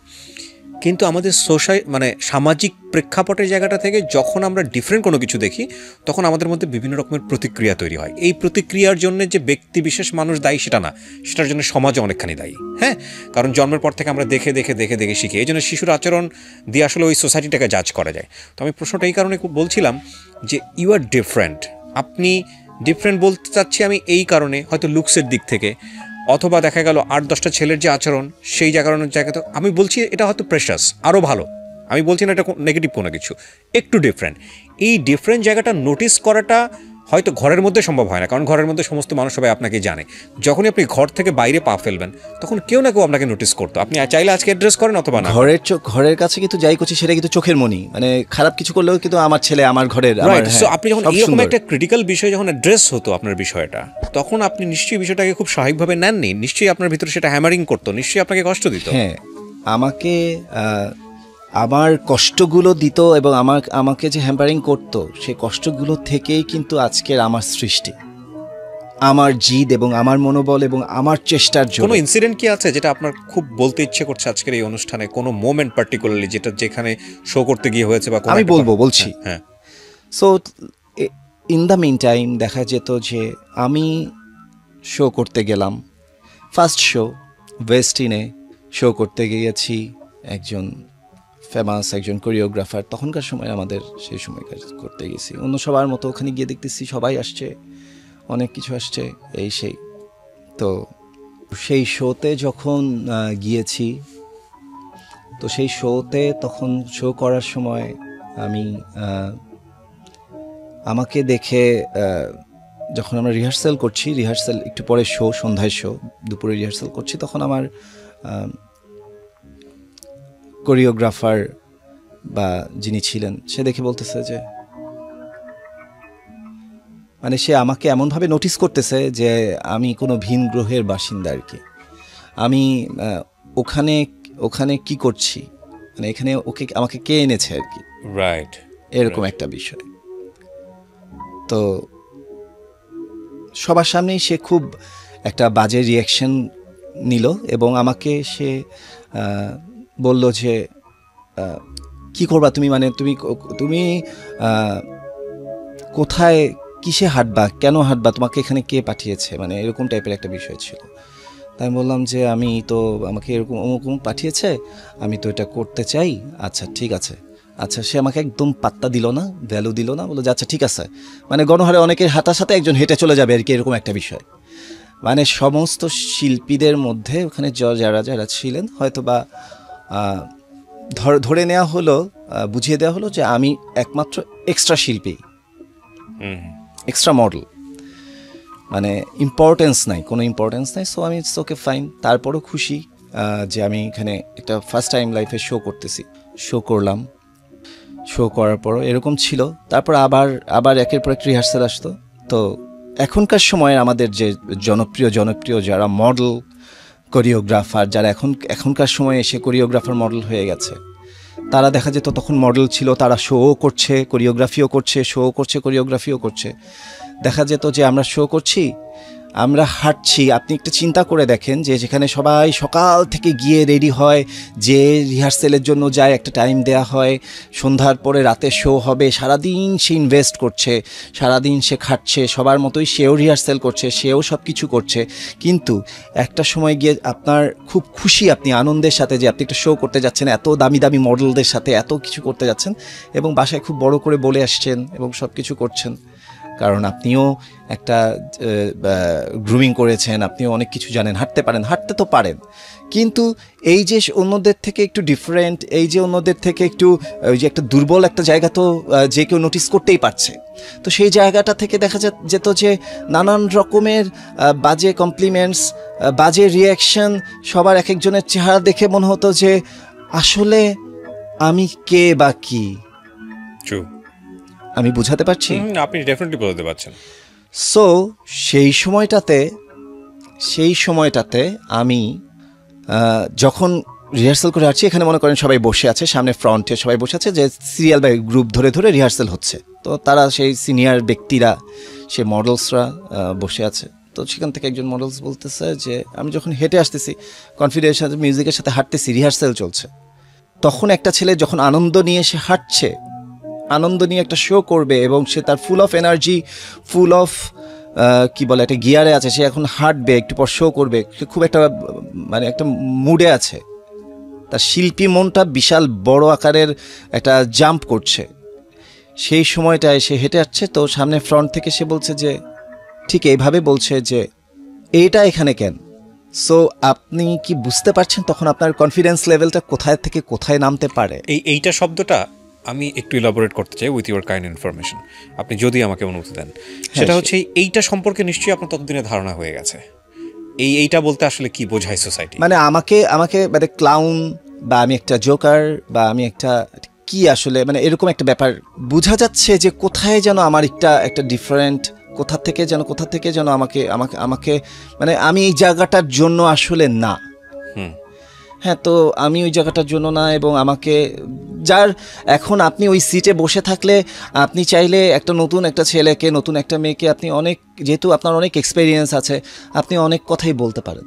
হয়তো আপনি তাকে এনকারেজ করতে পারেন, তার ভুলগুলো ধরিয়ে দিয়ে যে না তুমি এভাবে না, এগুলো ঠিক করো, তাড়াতাড়ি করে সর্ট আউট করো। থাকতেই পারে তোমার মধ্যে একটা মানুষ, তুমি একটা প্রবলেম থাকতেই পারে, সেটা তুমি যেভাবেই গ্রোন আপ হোক, যেটাই হোক না কেন, কেউ খাটো হয়, কেউ মোটা হয়, কেউ হাঁটতে পারে না, কেউ হয়তো নর্মাল পিপল কিন্তু হাঁটতে গেলে দেখা যাচ্ছে যে হাঁটার মধ্যে একটা প্রবলেম ছিল। বাট আমার কিন্তু এই ধরনের শারীরিক অঙ্গভঙ্গি বা ওই টাইপের কোনো রকম কোনো প্রবলেমই ছিল না। আমি কিন্তু প্রপারলি হাঁটছি এবং প্রত্যেকটা জিনিসই খুব খুব শো অফ করে দেখানোর ট্রাই করতেছি, প্রুফ করার ট্রাই করতেছি। সেই যুদ্ধে কিন্তু আমি নেমে গেছি অলরেডি। কিন্তু তাদের একসেপ্ট করতে যে কত সময় লেগেছে সেটাই আমি বলছি আজকে। ওকে। তো সেই সময় তারা এসে নতুন একটা মানুষ আসলে যেভাবে র্যাগিং দেয়, যেভাবে বলে, ঠিক ওই সেন্সে তারা বলছে যে ও কেন বা এইটা কেন, মানে ওরে কেন আনা হয়েছে। মানে সব জায়গাতেই ওই জিনিসটা আমাকে প্রচুর রিজেকশন, প্রচুর ইলিমিনেশন, মাইনাস, নেগেটিভ, এই কমপ্লিমেন্টস, এই বিষয়গুলো আমার সাথে অসংখ্যবার হয়েছে। ইন দ্য মিন টাইম কোন ধরনের ডার্ক সাইড কি ফেস করলেন ইন্ডাস্ট্রিতে? হ্যাঁ, বলছি তো, ওই সেই সময়টা হচ্ছে বলছে, তো ওই সময়টা যখন এগুলো বলে তখন তো কিন্তু অটোমেটিক্যালি কনফিডেন্স লেভেলটা চলে যায় একদম আমার ডিক্রিজ হয়ে, আমি একেবারে মানে আপসেট হয়ে যাই যে আমাকে এটা বললো সারাদিন, এটা নিয়ে আমাকে অনেক ভাবতে হয়েছে। কিন্তু এই বিষয়টা নিয়ে আমি পরে বলবো। তো এই যে এভাবে করে তারপর আমি এক এক জায়গায় সিলেক্ট হতাম, আজকে জানছি আমি এটা করছি, কাজটা কালকে চলে যেত। তারপর আস্তে আস্তে আমি ডিসকভার করা শুরু করলাম, এবং সেই সময়টাতে আমি কিছু স্বার্থলোভী নানান রকমের খারাপ লোকজনের সাক্ষাৎও পেলাম, যারা আসলে নানান রকমভাবে ধোঁকা দেয়, মানে বোকা বানায়। এই ধোঁকা ব্যাপারটা কেমন, মানে ফিজিক্যালি অ্যাসাল্ট করা বা সেক্সুয়ালি? আমাকে ইকোনমিক্যালি, মানে আমার থেকে টাকা নিল, বললো যে আমরা একটা শো করব, তো শো করে আমার থেকে টাকা নিল যে আমরা সবাই মিলে একটা শো করবো, আপনি ওটা দেন। আমি একটা বড় অ্যামাউন্ট দিলাম সেই সময়, তো সেটা হয়নি। তারা দুজনই আমার সাথে বিট্রে করেছে। সেই সময় একটা ধাক্কা খেলাম যে এভাবে করে আমাকে বোকা বানালো। আচ্ছা ঠিক আছে। তারপরে কাজ করতে গেছি। এখন কাজ করতে যাওয়ার সময় সে বলতেছে যে আচ্ছা এই সেই নানান রকমভাবে তারা ইঙ্গিত করতো, অনেকে অনেক কিছু ইঙ্গিত করছে। হ্যাঁ, তারা এখনও আছে, তাদের অনেক এইজ হয়েছে এখন, আজ থেকে 13 বছর আগের কথা। তারা তখন টকবগে মানে কাজ করছে ইন্ডাস্ট্রিতে, নানান জায়গায়, ছোট বড়, ভদ্রলোক, ভালো লোক, ভালো শিল্পীরা কখনোই এই কাজগুলো কখনো করেনি। কিন্তু যাদের আর কি অবস্থান দুর্বল এবং যারা আসলে মনে করে এই ধরনের মানুষজনকে হ্যারেস করে, মানুষজনকে নানানভাবে বোকা বানিয়ে হয়তো বা মডেল বানাবে বা নানান রকম, তো সেই সময়টা থেকে না মানে নানান রকমের দেখা যেত যে এই জিনিসগুলো করছে। তো একটা সময় এগুলো করতো, আমাকে হয়তো কাজের করছে, কিন্তু আমাকে দেখা যেত যে টেবিলের নিচ দিয়ে আমার সাথে অন্য ইঙ্গিতে কথা বলছে। আপার টেবিলের উপর থেকে হয়তো বা আমার সাথে একরকম মিটিং করছে, কিন্তু আন্ডার দ্য টেবিল আমার সাথে আরেক রকম মিটিং করছে। সো আমি তখন বুঝতে পারলাম যে মানুষগুলো আসলে কি চাচ্ছে, কি হচ্ছে, এই সেই করছে। তখন একটা সময় গিয়ে আমি আমি একা একা ভাবলাম যে কি করা যায়, কি করা যায়। তখন আমি আপনি বিষয়গুলো কারোর সঙ্গে শেয়ার করতেন, মানে ফ্যামিলিতে? না না না, আমি এই বিষয়গুলো যে ফেস করি, আমি শুধু সব জায়গায় সব কিছুতে আমার পজিটিভ দিকগুলো, আমি এটা করছি ওটা করছি, সেই গল্পগুলো করতাম। নেগেটিভ কিন্তু কোনো আমি কিছু আনতেন না না, কখনো? সেই সময়টাতে আমি যে এই জিনিসগুলোর শিকার হয়েছি, এই ব্যাপারগুলোর শিকার হয়েছি এবং নানান রকমভাবে যে সবার কাছ থেকে অপমানিত হয়েছি, সেই বিষয়গুলো আমি কখনো কারোর সাথে শেয়ার করিনি, আচ্ছা। কখনো করতাম না, ভালোটাই বলতাম। ইভেন আজকে যে মিডিয়াতে কারণ- আপনি যেভাবে বলছেন, এর আগ পর্যন্ত কি কখনো এই না, বিষয়ে আমি কখনো কাউকে বলিনি। তবে আমার একদিন আমার স্কুলের প্রতিষ্ঠা বার্ষিকীতে, জন্মদিনে, আমার একটা স্কুল আছে গ্রুমিং স্কুল, সেই স্কুলে একটা জন্মদিনে যখন আমার স্টুডেন্টরা আমার জন্য কেক টেক এনে আমরা সেলিব্রেট করছিলাম, সেদিন আমি ওদের আমার গল্প কিছুটা শুনিয়েছিলাম। আজকে হয়তো আরো ইলাবোরেটলি জানেন। হ্যাঁ, ওরা কিছু জানে, আজকে পুরোটাও জানে না, অল্পটা জানে, এবং আজকে আমি এখানে পুরোটা বলছি আর কি। তো আমার এই বিষয়গুলো নিয়ে বলতে এতটুকু কোনো দ্বিধা নেই, কারণ আমার এই পরিবর্তন বা আমার এই সাকসেসের গল্পটা অবশ্যই সবার জানা দরকার আছে। আমরা বিশ্বাস করি যে জীবনে যে কোনো সফলতার পেছনেই অনেক কণ্টাকাকীর্ণ একটা পথ থাকে। এক্স্যাক্টলি। আপনি চাইলেই একটা সোজা পথ দিয়ে গিয়ে আপনি সাকসেস নিয়ে আসতে পারবেন না। সো কাঁটাটা পায়ে ফুটবে কি ফুটবে না সেটা আপনার দক্ষতার উপর নির্ভর করে, কিন্তু Exactly. পথে কাঁটা থাকবে এটা নিশ্চিতভাবে আপনাকে ধরে নিতে নিশ্চিত। হবে। তো কি হলো তারপর? তো তখন এই পথের কাঁটা নিয়েই, এই নানান রকম ঝড় তুফান নিয়েই আমি চলতে লাগলাম, এবং আস্তে আস্তে করে আমি মানুষজন চেনা শুরু করলাম। এটা কি আমি আপনি চিন্তা নোটিস করলাম- করলেন কোনো কারণে যে আপনার যেই জিনিসটা হচ্ছে, আপনি বলছিলেন যে টেবিলের নিচতে একরকম, টেবিলের উপর দিয়ে একরকম, এটা কি শুধু আপনি এটা কি নোটিস করলেন কিনা যে আরো ছেলেদের প্রতি হচ্ছে, নাকি শুধু আপনার প্রতি বেশি বেশি হচ্ছে এরকম? কার প্রতি কার সাথে কে করছে না করছে, কিন্তু এই ধরনের ক্যারেক্টার তো আমার ধারণা মতো সবার সাথেই করছে, সবার সাথেই করছে। কজ তারা আসলে দেখতে চায় কাউকে স্বার্থের বাইরে আসলে ওরা দেখে না। আমি তাদের কথা এটাই বলবো। তো হাউ ইউ অ্যাড্রেস, কারণ এই লোকটা তো আপনাকে ফেস করতে হচ্ছে। হ্যাঁ, আপনি ফেস কি করছে, বলছেন? কিন্তু আমি আর কাজ করিনি। কিন্তু যখন দেখলাম যে এই প্রবলেমগুলো করছে, যে নো ইটস নট, আমার সাথে যায় না, আমার সবসময় একটা কি বলে ভাই, আমার একটা সবসময় কাজ করেছে, আমি যেটাই করি যাই করি না কেন, এটা কিন্তু আমি আমার শখে করছিলাম তখন। Okay. এখন আমার এটা প্রফেশন, এটা আমার সব হয়ে গেছে, কিন্তু সেই সময় কিন্তু আমি শখে করছিলাম। আমি কিন্তু আমার স্টাডি, আমার ফ্যামিলি, আমার মাথায় সবসময় কাজ করতো। আমি কিন্তু অনেক এডুকেটেড একটা ফ্যামিলির ছেলে। Okay. আমি কিন্তু কোথাও নীতি বিসর্জন দিব না, আমি কিন্তু কোথাও ছোট হব না। ওকে এটা আমার সব সময়ের জন্য কাজ করতো, ওকে ফাইন, ভেরি গুড। সব সময়ের জন্য কাজ করতো। এবং সেই সময়টা থেকেই আমি শুরু করলাম, চিন্তা করলাম একা একা যে এটা থেকে বের হওয়ার উপায় কি। আমি তখনও খুব ছোট ছোট কাজ করছি। এটা 2010-এর দিকে, 8-9 আমি এগুলো ফেস করেছি, টোটালটাই একেবারে 8-9-9-এর শেষ, 10-এর থেকে আমি স্টার্ট করলাম যে আচ্ছা ইটস ওকে, এটা তো আসলে হতে পারে না, কাজ করলে করার মতো করে করব। তখন আমি চিন্তা করলাম কি করা যায়। মানুষের কিছু না কিছু একটা দিক থাকতে হবে যে জিনিসটার জন্য দর্শক আপনাকে অ্যাকসেপ্ট করবে। হ্যাঁ, তো আমি চিন্তা করলাম আমার স্বাস্থ্য কম, এখন তো আমি একটু ওয়েট গেইন করেছি, তখন আমি অনেক চিকন ছিলাম, অনেক থিন ছিলাম। তখন আমি চিন্তা করলাম যে আমি একটু লুক চেঞ্জ করি। আমি তখন চিন্তা করলাম এমন একটা লুকে আসি যে লুকটা আসলে এই জায়গাটায় কারো নেই, এই জায়গাটায় কারো নেই। সেই সময় আমি চুলগুলো অনেক বড় বড় ছিল আমার, 10, 11, 12, 13, 14 এই সময়গুলোতে আমার চুল বড় ছিল, এখন যেরকম আছে তার থেকেও বড়, একদম বড় বড় ছিল। আমি আমার মডেলিং ডেজের ছবি আপনাকে দেখাবো। ওকে। তো সেই সময় চুল বড় ছিল, তো ওই চুল বড়গুলো করার সময়, এবং আমি জানি না কেন, থ্যাঙ্কস টু মাই অলমাইটি, আমি এক্সপ্রেশনে অসম্ভব ভালো ছিলাম। ওকে, ফেস এক্সপ্রেশন, মানে ক্যামেরায় দাঁড়ালে একটা জিনিস কি, বাটনটি অন করে নেবেন। ওকে, আমরা যেখানটায় ছিলাম তারপর। এবং সেই সময়, এখন তো এসে আমি এমনি ছবি তুলি অ্যাডলফ খান হিসেবে, কিন্তু যখন মডেলিং করতাম আর কি, ফটোগ্রাফাররা প্রচুর ওই লুকটাকে, ওই এক্সপ্রেশনটাকে প্রচুর কাজে লাগিয়েছে তাদের বিভিন্ন প্রয়োজনে, বিভিন্ন কাজে। কত লাইফে কত শ্যুট করেছি যেটার কোনদিন কোনো আমি পারিশ্রমিকও নেইনি, শুধুমাত্র নিজের সেলফ ডেভেলপমেন্টের জন্য, যে আমার ছবিগুলো দরকার, আমার যে চেঞ্জ আসতেছে, আমার পৃথিবীকে জানানো দরকার আমি একটা মানুষ এখানে কাজ করছি। সো আমাকে প্রচুর ছবি তুলতে হবে। আপনার কোনো আইডিয়া নেই সেটা করার জন্য আমি আমার সেই ছবিগুলো বা সেই শ্যুটগুলোর জন্য আমি কি না করেছি। আমি ময়লা পানিতে নেমেছি, নদীতে, আমি আগুনের মধ্যে, আমি বাড়ির ছাদে টপকানো, আমি এটা সেটা করে করে আস্তে আস্তে যখন এটা শুরু করলো তখন দেখলো যে না ও ডিফারেন্ট, আমাকে আস্তে আস্তে ব্র্যান্ডগুলো ডাকা শুরু করলো। ওকে, ব্র্যান্ডগুলো ডাকা শুরু করলো যে চুল বড়, এবং প্রত্যেকেরই একটাই কথা ছিল ওভার দ্য ফোনে যে অ্যাডলফ তুমি কিন্তু চুল কেটো না, চুলগুলা লাগবে। আচ্ছা, তখন বুঝলাম যে চুলটা একটা বড় একটা ফ্যাক্টর হয়ে দাঁড়িয়েছে, মানে চুল কাটা যাবে না, চুলের জন্য চুলের যেখানে মডেল বা যা যা ছিল চুল লাগবে সেই জায়গাটাতেই অ্যাডলফকে কাস্ট করা হতো আর কি। ওকে, তো এরপর আস্তে আস্তে করে আমি প্রায় শো করা শুরু করলাম র্যাম্পে, প্রচুর প্রায় 100 শো করেছি লাইফে। তো আস্তে আস্তে করে সেই জায়গাগুলো খুব ডেভেলপ করেছি, as a model as a choreographer 100 show করেছি। তো সেই সময়টাতেই আমাকে আমার 2010-এ যাওয়ার পরে আমার দেখলাম যে আস্তে আস্তে 10-এ গিয়ে আমার চিত্রটা বদলাতে শুরু করলো। আস্তে আস্তে মানুষ আমাকে অ্যাকসেপ্ট করা শুরু করলো, আগের মতো কমপ্লিমেন্টস আগের মতো জিনিসগুলো পাচ্ছি না, আমি স্ট্রং হওয়া শুরু করলাম। বিকজ ততদিন আপনার একটা পজিশন তৈরি হয়েছে। তখন পজিশন তৈরি হয়নি, কিন্তু তখন আমার গ্রহণযোগ্যতা, মানে আমাকে অ্যাকসেপ্ট করেছে, ওকে, মিডিয়া অ্যাকসেপ্ট করেছে, তখন অ্যাকসেপ্ট করেছে এবং আমি কাজ শুরু করেছি, কাজ করছি এবং আমি ব্যস্ত হচ্ছি আস্তে আস্তে, হ্যাঁ মডেল হিসেবে খুব ব্যস্ত।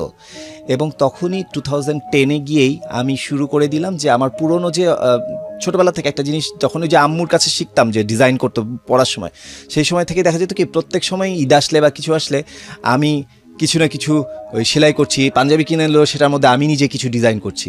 সো ডিজাইনিংটা আমার মার কাছ থেকে আস্তে আস্তে সেই জিনিসটা গিয়ে আমি সারা বছরই সারা জীবনই আমার এটা খুব চর্চা ছিল।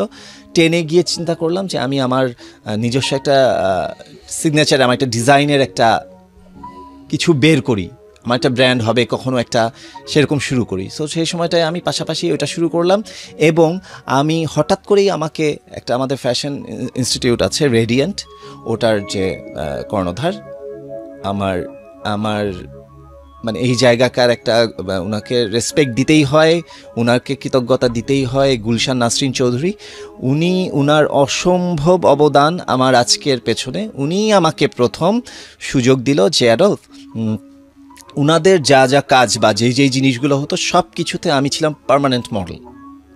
এবং উনাদের কারণে একটা ফ্যাশন ইনস্টিটিউটে কিন্তু অনেক ফ্যাশন ডিজাইনার, সো সেখানে অনেক কাজ হয় এবং অনেক কিছুর মধ্যেই সব কিছুতেই আমি থাকতাম। এবং সেই আমাকে প্রথম বলে যে আমাদের একটা শো আছে অ্যাডলফ, তুমি কোরিওগ্রাফি করো। উনি কিন্তু আমাকে কোরিওগ্রাফার হিসেবে এনেছে, আমি জানতাম না যে আমি ক্যামেরার পেছনে কখনো কাজ করব। অ্যাডলফ খানের শুরুটা ওইখান থেকেই। ওকে, মডেলিং যেগুলো ছিল সেগুলো আমার এক্সপিরিয়েন্স গ্যাদার হওয়া, যেটা আমি শিখে সেটা ক্যামেরার পেছনে এসে কাজে লাগিয়েছি। তখন আপনি নতুন নতুন ছেলে মেয়ে তৈরি করার চেষ্টা করলেন? নো, তখনও না। আচ্ছা, তখন আমি কোরিওগ্রাফি শুরু করেছি এবং আস্তে আস্তে করে একটা দুটা করে শো করছি 2010-এর কথা, এবং আমি ডিজাইনিংও করছি, কোরিওগ্রাফি করছি। 2011-এ গিয়েও আমি এটা বিশাল আকার ধারণ করলো, আমি মডেলিং করছি, কোরিওগ্রাফি করছি, করছি। 10, 11, 12, 13 এই সময়টা আমি প্রচুর কাজ করেছি। সেই সময়টায় আমি বোম্বেতে কাজ করেছি অ্যাজ এ মডেল। যেই ছেলেটা এখানে নানান জায়গায় রিজেক্ট হয়েছে সেই ছেলেটা বোম্বেতে কাজ করেছে, এইটুকুই আমার অ্যাচিভমেন্ট। আমি অ্যাডলফ সেই সময় ইটালির ম্যাগাজিনে কাজ করেছি, পিপলস ম্যাগাজিনে। আমি অ্যাডলফ সেই সময় আপনার 2012-এ আমি কানাডার টরন্টোর জন্য বাংলাদেশ থেকে একটি মাত্র ছেলে টরন্টো ফেস্টিভ্যালে মডেল ফটোগ্রাফি এক্সিবিশনে কাজ করেছে, সেটা ছিলাম আমি। Because I am always different. আমাকে তাদেরই লাগতো যারা বলতো ওকেই লাগবে, আমি সে কাজগুলোর জন্য, যে কাজগুলোর জন্য সুইটেবল, যারা আমাকে মনে করতো এটা অ্যাডলফ ছাড়া পসিবল না, সেই কাজগুলো আমাকে করতে হতো। এবং আমি অনেক হাই রেমুনারেশনে আমি সেই সময় কানাডার এই কাজটা করি।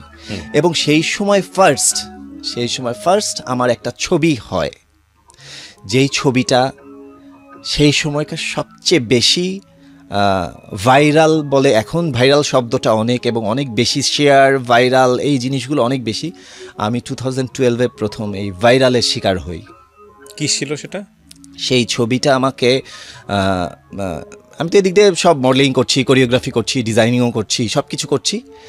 2012 ও 2011 থেকে আমি এই যে গ্রুমিং করানো শুরু করি অন্য একটা স্কুলে গিয়ে ওখানে টিচার ছিলাম, ওখানে আমি গ্রুমিং করা শুরু করি। যেহেতু আমি মডেল, আমাকে সেলিব্রিটি হিসেবে মানে মডেল হিসেবে ডেকে এনে ওদের ক্লাস নেওয়া ছিল, তো ওটা আমি মজা পেয়ে যাই।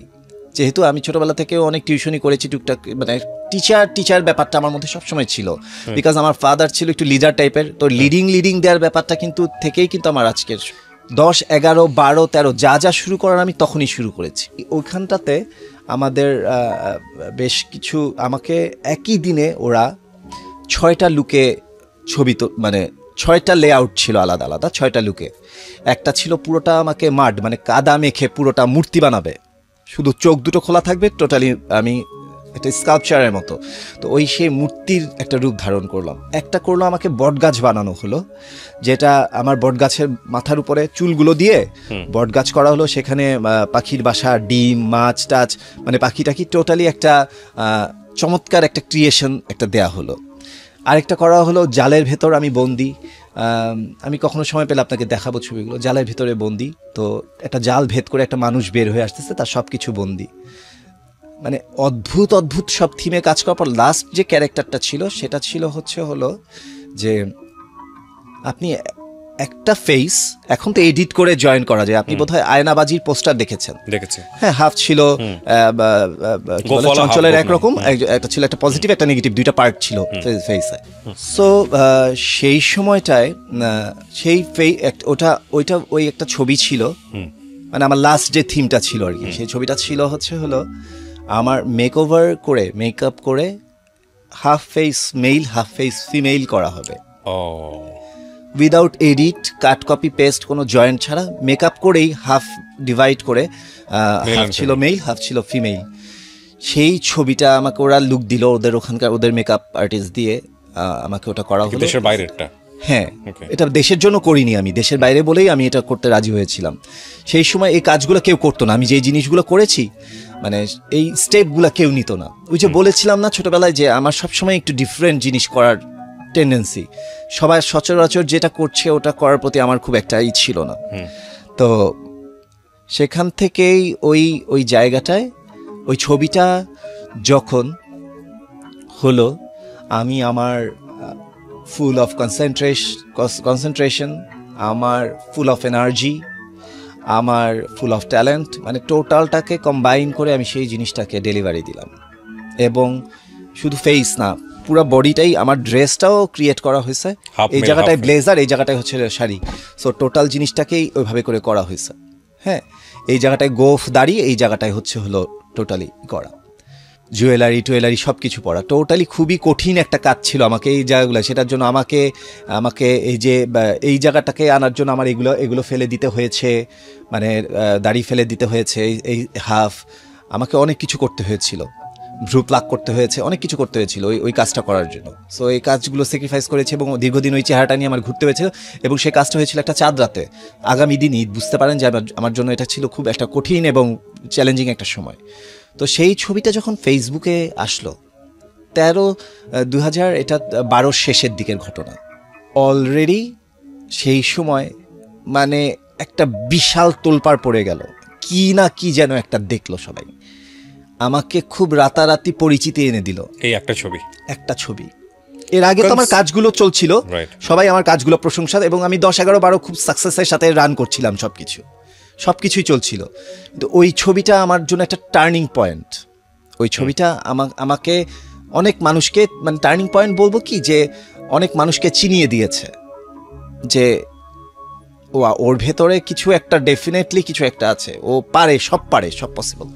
ইভেন আমি যখন র্যাম্পেও হাঁটতাম, আমি র্যাম্পেও আপনি অবিশ্বাস্য সব ঘটনা, সব মানে যত ক্রিয়েটিভিটিগুলো, রবীন্দ্রনাথ বলেন, শরৎচন্দ্র বলে, বাংলাদেশের কোনো কোরিওগ্রাফার করেছে কিনা আমার জানা নেই, ওই ক্যারেক্টারগুলো নিয়ে, ওই ব্যাপারগুলো নিয়ে, ওই উপন্যাসগুলো, রবীন্দ্রনাথের ওই ক্যারেক্টারগুলো কি হতো, ওরা কি করতো, সে কি করতো, সেগুলো স্টাডি করে সেই জিনিসগুলো আমি খুব বেশি করতাম। আমি সচরাচর সব ফর্মুলাতে হাঁটতাম না, ডিফারেন্ট ফ্লোতে ঘুরতাম আর কি। তো সেই ছবি ভাইরাল হবার পরে আমার মনে হয় না তখনকার সময়ে এমন কেউ আছে যার মোবাইল, কম্পিউটার, ল্যাপটপে আমার ছবিটা ছিল না। সেই সময় সবাই সেভ করে রেখেছে, সবাই শেয়ার করতো, সবাই এই করতো সেই করতো, এবং ওইটা দেওয়ার পরে আমাকে অনেক কিছু সহ্য করতে হয়েছে। সেই গার্ডস আমি ফার্স্ট টাইম পাই। যে নেগেটিভিটি কি ছিল? নেগেটিভিটি, এটা করছে এই সেই, মানে অনেক ফেসবুক কমেন্টসের কথা আর কি বা বলবো, অনেক রকম অনেক কিছু, হ্যাঁ অনেক কিছু বলছিল দুই সাইড। এখনো যেমন একটা ভালো কাজ করতে গেলেও দুই পক্ষ থাকে, একটা দান করতে গেলে একজন বলে থ্যাংক ইউ, অনেক মহৎ ব্যক্তি, সে দান করছে, আরেক দল বলে যে দান করছে শো অফ করার জন্য, ওই যে ছবি তুলছে দান করছে দেখার জন্য। Same as it is, positive সাইডও ছিল, নেগেটিভ সাইডও ছিল, সেটাকে সহ্য আপনার ফ্যামিলি থেকে কিভাবে রিসিভ করলো বিষয়টাকে? মজার বিষয় হলো সেই সময়টাতে আমার ফ্যামিলি মেম্বার্সদের ফেসবুক আইডি ছিল না, তারা কেউই দেখেনি। আমি বললাম আমার এই বিষয়গুলো আমি খুব একটা বাসার সাথেই করতাম না, তবে আমার যখন ফার্স্ট বিলবোর্ড লেগেছিল, আমার যখন ফার্স্ট যেগুলো হতো, আমার বাবা নিজে ড্রাইভ করে গিয়ে সে দেখে আসতো, খুব খুশি ছিল যে অ্যাডলফ, এবং প্রত্যেকটা ম্যাগাজিন বা যা বের হতো তখন সে অলরেডি সবাইকে দেখাতো যে আমার ছেলে, এটা কিন্তু আমার ছেলে, এরকম করতো। আব্বু খুব খুব আমাকে ই করতো এগুলা নিয়ে বিষয়ে, সে খুব চাইতো আমার কিছু একটা, আমি একটা টিভিতে দেখা যাচ্ছে একটুখানি, সেটার জন্য সে খুব বেশি এগুলো নিয়ে থাকতো এবং সে খুব বেশি এক্সাইটেড থাকতো। সে নিজে গিয়ে দেখে আসতো এবং সে সবাইকে দেখাতো। এটা 2013 সালের ঘটনা, 12-13 ঘটনা। 12-13 ঘটনা, ফাইন। ততদিনে মোটামুটি আপনি ইন্টারন্যাশনালি বলি, ন্যাশনালি বলি, একটা জায়গা তৈরি করে ফেলেছেন নিজে। হ্যাঁ, তারপর আসা যাক এবার মেইন ঘটনায়। মেইন ঘটনাটা আমি ভেবে মেইন ঘটনা বলবো না, আমি বলবো যে জীবন চলার পথে স্ক্যান্ডাল হয়। আমরা যারা মিডিয়াতে কাজ করি তাদের স্ক্যান্ডাল থাকে। স্ক্যান্ডাল শব্দটা মিডিয়াতে যারা কাজ করে তাদেরই থাকে, আর বাইরে আমার মনে হয় না তেমন একটা থাকে। হ্যাঁ, কমিউনিটিতে স্ক্যান্ডাল থাকে, যে এই গ্রামের মধ্যে এইরকম একটা ছেলে এই ঘটনাটা ঘটে ফেলেছে, সেটা একটা কমিউনিটির scandal. But in a large যদি ওয়েতে বলি তাহলে স্ক্যান্ডাল আসলে মিডিয়াতে যারা থাকে এদেরই হয়। বাট এটা মানেই যে আসলে স্ক্যান্ডাল সবার জীবনে ধ্রুব সত্য তা না। অনেক মিডিয়া কর্মী আছেন যারা সারা জীবন খুব রেসপেক্টের সঙ্গে কাজ করে গেছেন, without any scandal, very respected. অনেকের আছে যে স্ক্যান্ডাল অকারণেই হয়, স্ক্যান্ডাল সে করেনি কিন্তু অকারণেই স্ক্যান্ডাল হয়ে গেছে, বশবর্তী হয়ে, এবং সেটার জন্য সে সারা জীবন ধরে সাফার করছে। এবং মজার বিষয় হচ্ছে যে এগুলো নিয়ে যখন কথা বলতে যাবে, ধরেন আপনার নিয়ে একটা স্ক্যান্ডাল হয়েছে, বাংলাদেশের মানুষের মানসিকতা হচ্ছে উইথ ডিউ রেসপেক্ট, যে আপনার সম্পর্কে একটা পারসেপশন যদি তারা তৈরি করে, আপনি যদি এসে সাইনবোর্ড লাগায় বসেও থাকেন সারাদিন যাবত যে না ভাই আমি অপরাধী না, মানুষ ওই মানসিকতা থেকে সরবে না। আমি একটা ছোট এক্সাম্পল দিই, এই আপনি যে ঘটনাটা আমি অ্যাড্রেস করতে যাচ্ছি সেটার আগে এক্সাম্পলটা দিচ্ছি। আমি এর মানে এটা বলছি না যে আপনি যেটা বলবেন সেটাই সত্য, সেটা আসলে মানুষ যা বলবে বা এটা নিয়ে সত্য ঘটনা যেটা হয়েছে সেটাই সত্য। তো এক্সাম্পলটা এই কারণে দিচ্ছি যে ধরেন আমাদের সমাজে কাউকে পুলিশে ধরলো, পুলিশে ধরা মানেই ব্যক্তিটা কিন্তু অপরাধী, বিষয়টা কিন্তু এরকম না। পুলিশ তাকে ধরেছে, সে অপরাধী কিনা সেটা প্রমাণ করবে কোর্ট, কিন্তু পুলিশ ধরা মানে আমাদের সমাজে অনেক কিছু হয়ে যাওয়া, যে সে শেষ। এবং আসলেই তাই হয়। তো এর কারণ আছে। এর কারণটা হলো সেই 200 বছর আগের প্রিমিটিভ ঔপনিবেশিক মানসিকতা আমরা আসলে চেঞ্জ করতে পারিনি। তো এই জায়গাগুলো চেঞ্জ আসতে অনেক সময় লাগবে, বাট এগুলো নিয়ে স্পিক আউট করা উচিত। আমি আপনার যে বিষয়টা অ্যাড্রেস করতে চাচ্ছি, বাংলাদেশের অনেক মানুষই হয়তো সেটা ভুলে গেছে, হয়তো সেটা জানে না, বা আমি যে খুব ভালো করে জানতাম তা না। বাট আপনি যখন এই অনুষ্ঠানে আসার ইচ্ছা পোষণ করলেন, বা আমি যখন আপনাকে নক দিলাম, সব কিছু মিলিয়ে যখন একটু স্টাডি করছিলাম, সামহাও জানতে পারলাম যে কোনো একটা সময় 2013 বা 14 দিকে কোনো একটা টেলিভিশন চ্যানেল আপনাকে নিয়ে, আমি নাম মেনশন করবো না এখানে, এরকম একটা ফুটেজ তারা ছাড়লো বা বের করার চেষ্টা করলো তাদের গণমাধ্যমে। সেটা হচ্ছে যে it is quite illegal type of relationship, you are proposing someone বা something like this. আপনি একটু বলেন আপনার জায়গা থেকে বিষয়টা কি ছিল। আমি তারপর একটু বলে নিচ্ছি। তো সেই সময় 2012-13 দিকে, তো এই জিনিসগুলো কাজগুলোর সময় আমি দেখলাম যে ওই যে মানুষজন, তখন আমি হতো কি জানেন, যেই কাজটাই করছি, যেটাই করছি সেটা নিয়েই খুব যে মানুষ খুব গসিপিং শুরু করলো আপনাকে নিয়ে। হ্যাঁ, মানে ইন্টারেস্ট যেটাকে বলে, যে বললেন না যে আসলে গসিপ বা ইন্টারেস্ট তাকে নিয়েই করবে, যার মানে স্ক্যান্ডাল তারই হবে যাকে নিয়ে গসিপ করবে বা যার প্রতি আগ্রহ আছে। আমি 12-13 থেকে শুরু করলাম যে সবার মুখে মুখে শুরু হলো যে মানে আমি একটা স্ট্যাটাস দিলেও সেটা নিয়েও মানুষের খুব কথা হতো, আমি একটা ছবি দিলেও সেটা নিয়ে কথা হতো, আমি একটা কোনো কিছু করলেও কথা দিত। এবং ততদিনে কিন্তু আমি 12-13 দিকে কিন্তু আমি অনেক বেড়ে উঠেছি, আমি অনেক স্ট্রং হয়ে গেছি, আমি এখন অনেক কিছু বুঝি, কে কি বলতে চায়, কে কি করতে চায়। এবং আমি তখন আমার গ্রুমিং স্কুল শুরু করেছি, আমার কোরিওগ্রাফি করছি, আমার ডিজাইনিং করছি। মডেলিংটা আমি 12-13 দিকেই আমি স্টপ করে দিয়েছি, আর ক্যামেরার সামনে আমি কাজ করিনি। ও সেই সময় আমি বেশ কিছু নাটকে অভিনয় করেছি। ওকে, আমি টোটাল অনেক বড় বড় ডিরেক্টরের প্রায় 11টা নাটক করেছি। এবং সেই নাটকগুলাতেও দেখা যেত কি, আমি যে এইটা বাবা মার গুলুগুলু আদরের, আমি এত আদরে বড় হওয়া, এত সফট হৃদয়ের একটা মানে কোল্ড প্রকৃতির একটা ছেলে, কিন্তু দেখা যেত যে আমার প্রত্যেকটা নাটকে, যে কটা নাটক করেছি আপনি অবাক হয়ে যাবেন, 11টা নাটক, 11টা নাটকে আমি নেগেটিভ ক্যারেক্টার করেছি। আমাদের এই অনুষ্ঠানটি আপনারা একযোগে শুনতে পাচ্ছেন আমাদের ইউটিউব চ্যানেলে। আমাদের ইউটিউব চ্যানেলটি হচ্ছে www.youtube প্লে করেছি সে নাটকগুলোতে। এবং তখনকার সময় সত্য একটা ঘটনা, মডেলিং ইন্ডাস্ট্রিতে আমার সাথে কাজ করতে একটা মেয়ে মডেল, ওকে ওর বয়ফ্রেন্ড মেরে ফেলছিল, খুন করেছিল একটা মডেলিং এজেন্সিতে। কি নাম? আদ্রিতা নামের একটা মেয়ে মডেলকে। তো সেই বাস্তব ঘটনা নিয়ে চ্যানেল 9 না কোন একটা চ্যানেল যেন করেছিল, যে একটা নাটক বানিয়েছিল আমাদের শার্লক হোমস। সেই নাটকে সেই বাস্তব ঘটনার আমার যে দেখা গল্প, আমার খুব কাছের একটা গল্প, অবিশ্বাস্য হলেও সত্যি, সেই গল্পটার সেই বয়ফ্রেন্ডের ক্যারেক্টার যে খুন করে মেরে ফেলবে, সেই ক্যারেক্টারটাই আমি প্লে করেছিলাম, মানে মেইন রোলটাই আমার ছিল আর কি। সেটা এখনও আছে, নাটকটা ইউটিউবেও আছে। সো এইরকম আমি অনেক বিখ্যাত সেই national award winner Abu Sayeed থেকে শুরু করে একেবারে সব এই যে প্রত্যেকটা অনেকের সাথে কাজ করেছি, নাটক অনেকগুলো নাটক করেছি আমি। এখনও নাটকের অফার আসে, কিন্তু আমি আসলে স্ক্রিপ্ট এবং সময় সুযোগ সব কিছু সমন্বয় করতে পারি না, দ্যাটস হয় না। তো সেই সময় 2013-তে যে সময়ের কথা বলছি, সেই সময়টাতে আমার আরেকটা সাকসেসফুল স্টোরি। সেই সময় আমি একটা আমাদের ইন্ডাস্ট্রিতে একটা এক্সিবিশন হয়, fashion photography exhibition, the beautiful bride. 5টা ডিজাইনার থাকবে, 5টা ফটোগ্রাফার থাকবে, খুবই প্রমিনেন্ট এবং যারা এই সময় সবচেয়ে ভালো করছে।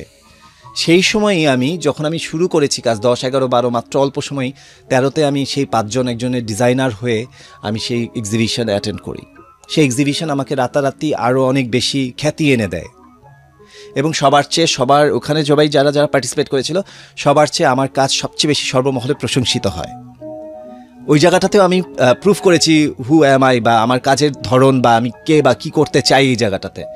সেই সময়টাতেও আমাকে অনেকেই অনেক রকমভাবে বলেছে যে এদের মধ্যে ও কেন, মানে আমাকে সরিয়ে দেওয়ার ব্যাপারটা, আমাকে এলিমিনেট করে, আমাকে রিজেক্ট করার, আমাকে বের করে দেওয়ার ব্যাপারটা শুরু থেকে সবসময়ই ছিল একদম, এই জায়গাটার মানুষদের সবসময়ই ছিল। তো সেই সময়টাতেও তারপরেও আমাদের যে শ্রদ্ধেয় একজন ডিজাইনার আছেন শাহরুখ আমিন, উনি, তারপর এরা সবাই মিলেই আমাকে মনোনীত করে আমাকে সেই এক্সিবিশন করায়, এবং সেই এক্সিবিশনের কাজ খুব প্রশংসিত হয়। আফটার দ্যাট সেই ঘটনাগুলোর সময় যখন আমি খুবই সবাই আমাকে এক নামে চেনে, মানে সেই সময়কার ফ্যাশন ইন্ডাস্ট্রি সবাই যারা মডেলিং নিয়ে ইন্টারেস্টেড, এমন কেউ নাই যারা আমাকে চেনে না। এবং আমার স্কুলে ভর্তি হওয়া শুরু করলো, স্কুলে স্টুডেন্টরা ভর্তি হচ্ছে, আমার স্কুল চলছে। তখন আমি যে বাসায় থাকি তার থেকে 2টো বাসার সামনে আমাদের আরেকটা বাড়ি, সেই বাড়ির একটা ফ্ল্যাটে আমি ক্লাস নেই, এবং সেই ফ্ল্যাটের ছাদটা বিশাল বড়। সেই ছাদে আমি ওদেরকে ক্যাটওয়াকের জন্য একটা বড় স্পেস লাগে, আমার স্টুডেন্টদেরকে সবসময় আমি তাদের ওই ছাদের মধ্যে হাঁটানোর সময় হলে আমি সেই জায়গাটায় চলে যেতাম। রিহার্সাল আপনার খোলা স্পেস আপনি যে কোনো জায়গায় করতে পারেন, ইন এ সেন্স সেই সময় করতাম। সেই সময় আমার এরকম নানান কাজ আসতো, একটা কাজ আসতো, আরেকটা করতাম, একটা সোর্স একটা কাজ আসতো। সেই সময় জনৈক সেই চ্যানেলের একজন রিপোর্টারের সাথে আমার দেখা হয়, পরিচয় হয় একটা পার্লারে বসে। সেখানে সে আমাকে কাজ নিয়ে মিটিং করে, 1 দিন 2 দিন আমাকে মিটিং করে, কফি খাওয়ায়। টফি খাওয়ানোর পরে সে আমাকে বলে যে আমরা এরকম একটা প্রোগ্রাম করতে যাচ্ছি, একটা চ্যানেল আসতেছে, আপনি যে চ্যানেলের কথা বলছেন ওই চ্যানেলটা তখন বাজারে আসতেছে, বলে আসতেছে, সেই চ্যানেলে আমাদের প্রচুর একটা ক্যাম্পেইন করব, সবাই একবার করে, এই যেমন জীবন গল্প, সবাই আমরা জীবন গল্প ধরে বলি না, যেতে থাকে 1 by 1 স্লাইড শোর মতো, এরকম এটা চলতে থাকবে, একটা টিভিসির মতো বানাবো, সেখানে আমার প্রচুর ছেলেমেয়ে লাগবে, তোমার স্কুলের ছেলেমেয়েদের নিয়ে কাজ করতে চাই, তোমার স্কুলের ছেলেমেয়েদের কতজন তুমি এরকম দিতে পারবে। তাই বললাম যে হ্যাঁ, আমার স্টুডেন্টরা কাজ করবে, এটা তো আমার জন্য খুব ভালো কথা। তখন ওরা অলরেডি কাজ শুরু করে দিয়েছে, আমার স্টুডেন্টরাও কাজ শুরু করছে। ওরা যখন একটা কাজ করছে, আমি ওদেরকে নিয়ে কাজ করছি, তখন আরও মানে আমার পরিচিতি আরও স্প্রেড হতে থাকলো। তো সেই সময় সে দেখলো যে আমার কাছে আসলে অনেক ছেলে অনেক মেয়ে। তো সে আমাকে বললো যে তোমার স্কুলে এরকম এই আছে, আচ্ছা ঠিক আছে। আমি বললাম যে আচ্ছা ঠিক আছে। সেকেন্ড ডেতে মিট করার সময় আমি তাকে আমি তাকে যখন তার সাথে দেখা করতে যাই সেই জায়গাটায় আমি তাকে একটা আপত্তিকর অবস্থায় পাই। আপনি তাকে পেয়েছেন? আমি তাকে পেয়েছি, আমি হঠাৎ করে ঢুকে যাই আর কি। তাই তো তখন তাকে দেখে দেখে দেখে সে বুঝতে পেরেছে যে আমি তাকে জিনিসটা দেখে ফেলেছি। কোথায় দেখা করতে গিয়েছিলেন আপনি? এটা ছিল হচ্ছে ধানমন্ডিতেই একটা, মানে তার সাথে দেখা করতে গিয়েছিলেন? মিটিং চলছে, তো একটা কাজ করব আমরা সামনে। তার বাসাতে? বাসা না, কোনো এটা বা একটা রেস্টুরেন্ট ছিল, তো রেস্টুরেন্টের উপর একটা পার্লার ছিল, সেই পার্লারের মধ্যে আর কি। ওকে। সো আমি সেখানে গিয়েছি পরে, তো গিয়ে তাকে আমি দেখেছি, তাকে আপত্তিকর অবস্থায় রেখেছি, তো দেখলাম ভালো, বাট আমার কোনো রিয়াকশনও নাই, কিচ্ছু নেই, আমি ইগনোর করে ফেলছি পুরো বিষয়টা, আমার মাথায়ও নেই। কিন্তু সে বুঝছে যে আমি জিনিসটা দেখেছি, দেখার পরে সেটা নিয়ে নাই বা বলি, তো সেটা দেখলাম, দেখার পর সে আমার সাথে কথা বললো, কাজ বললো যে চলো অ্যাডফ আমরা নিচে বসে কফি খাই, কফি খেয়ে আমরা কাজের এটা করি, এই সেই, আর তোমার ফেসবুক আইডিটা দাও, ফেসবুক আইডিতে আমি তোমার সাথে রাতে কথা বলবো, তুমি তোমার স্টুডেন্টদের ছবি দেখাবা আমাকে। আমি বললাম যে আচ্ছা ঠিক আছে, আমি যা বলছি সম্পূর্ণ সত্যি, A to Z হুবহু আপনাকে যা বলছি। এটা আপনার জায়গা থেকে আমরা হ্যাঁ, একদম। সেটাই মনে করব। আমি এর আগেও বিশ্বাস অবিশ্বাস একেবারে দর্শকদের উপর ছেড়ে আমি দিই। এর আগেও বেশ কিছু প্রোগ্রামে বিষয়টা নিয়ে কথা হয়েছে, আমি বলেছি, আরো একটি রেডিও প্রোগ্রামে, একটি টিভি প্রোগ্রামে আমি এই অনেক same জায়গায় বলেছি, বিষয় নিয়ে কথা বলেছি। আচ্ছা ইন ডিটেলসেও আমি অনেক কিছু বলেছি, কিন্তু আজকে যা বলবো এটা আমি কোথাও বলিনি। আচ্ছা, আমি এখানে একটু ইন্টারাপ্ট করি। প্রথম কথা হচ্ছে যে আপনি যে বিষয়টা নিয়ে কথা বলছেন সে বিষয়টা আমি নিজেও দেখিনি। আমি একদম ভেরি অনেস্ট, কি রিপোর্ট হয়েছিল কি হয়েছিল আমি দেখিনি। আমি রিপোর্টটা নিয়ে যতটুকু শুনেছি সেটা হচ্ছে it is something is about very আপত্তিকর relationship with something like this with you. Not like that. তাহলে কি ছিল আসলে? আমি বলছি, হ্যাঁ।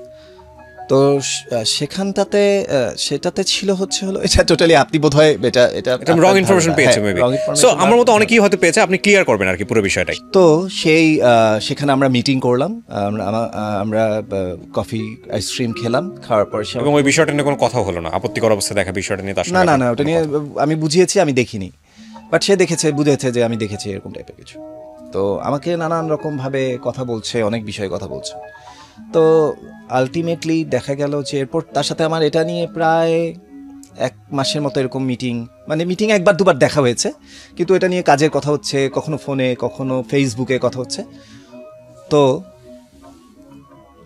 একবার সে রাতের বেলা আমাকে করলো যে তোমার স্টুডেন্টদের ছবি দাও আমাকে ইনবক্সে, দেখি কাকে কাকে নেওয়া যায়, এরকম কিছু ফেসবুকে। হ্যাঁ, এবং আমি কনফার্ম যে ছিলাম সে প্রতি রাতে মানে ড্রাঙ্ক থাকতো।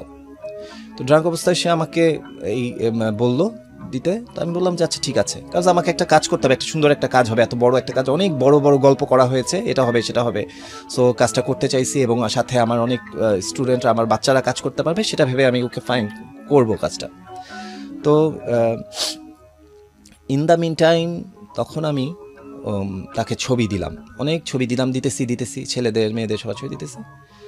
তো হঠাৎ করে সে একটা ছবি নিয়ে খুব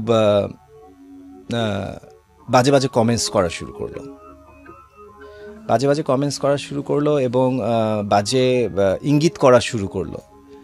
তোমার এই স্টুডেন্টের মানে ফিজিক্যাল স্ট্রাকচার নিয়ে নানান রকম বাজে বাজে কথা বলা শুরু করলো। তো অনেক অনেক আপত্তিকর কথা বলছিল, সে নন স্টপ বলে যাচ্ছিল। আমি থামিয়ে দিলাম যে দেখেন একটা কথা বলি, আমি তাকে অনেক বেশি রাগাতাম না বা সব সহ্য করে যেতাম, বিকজ রেসপেক্টের জায়গা থেকে, এবং সে একজন সিনিয়র রিপোর্টার, এবং সে অনেকেরই, শুধু আমার বিষয়টাই না, সে আমাদের প্রধানমন্ত্রী, বিরোধী দলীয় নেত্রী, সবার সব কিছু বিষয়েই সেই সবসময় তারা যখন কারাবন্দী হয়েছিল সেই সময়কারগুলোতেও সেই রিপোর্ট করেছিল। সো সেই জায়গাটা থেকে যে না, উনি একজন জাদ্রের লোক, গুণী লোক, ঠিক আছে তার সাথে এভাবে করেই ম্যানেজ করে চলি। তো একটা পর্যায়ে সে আমাকে এগুলো বলতো।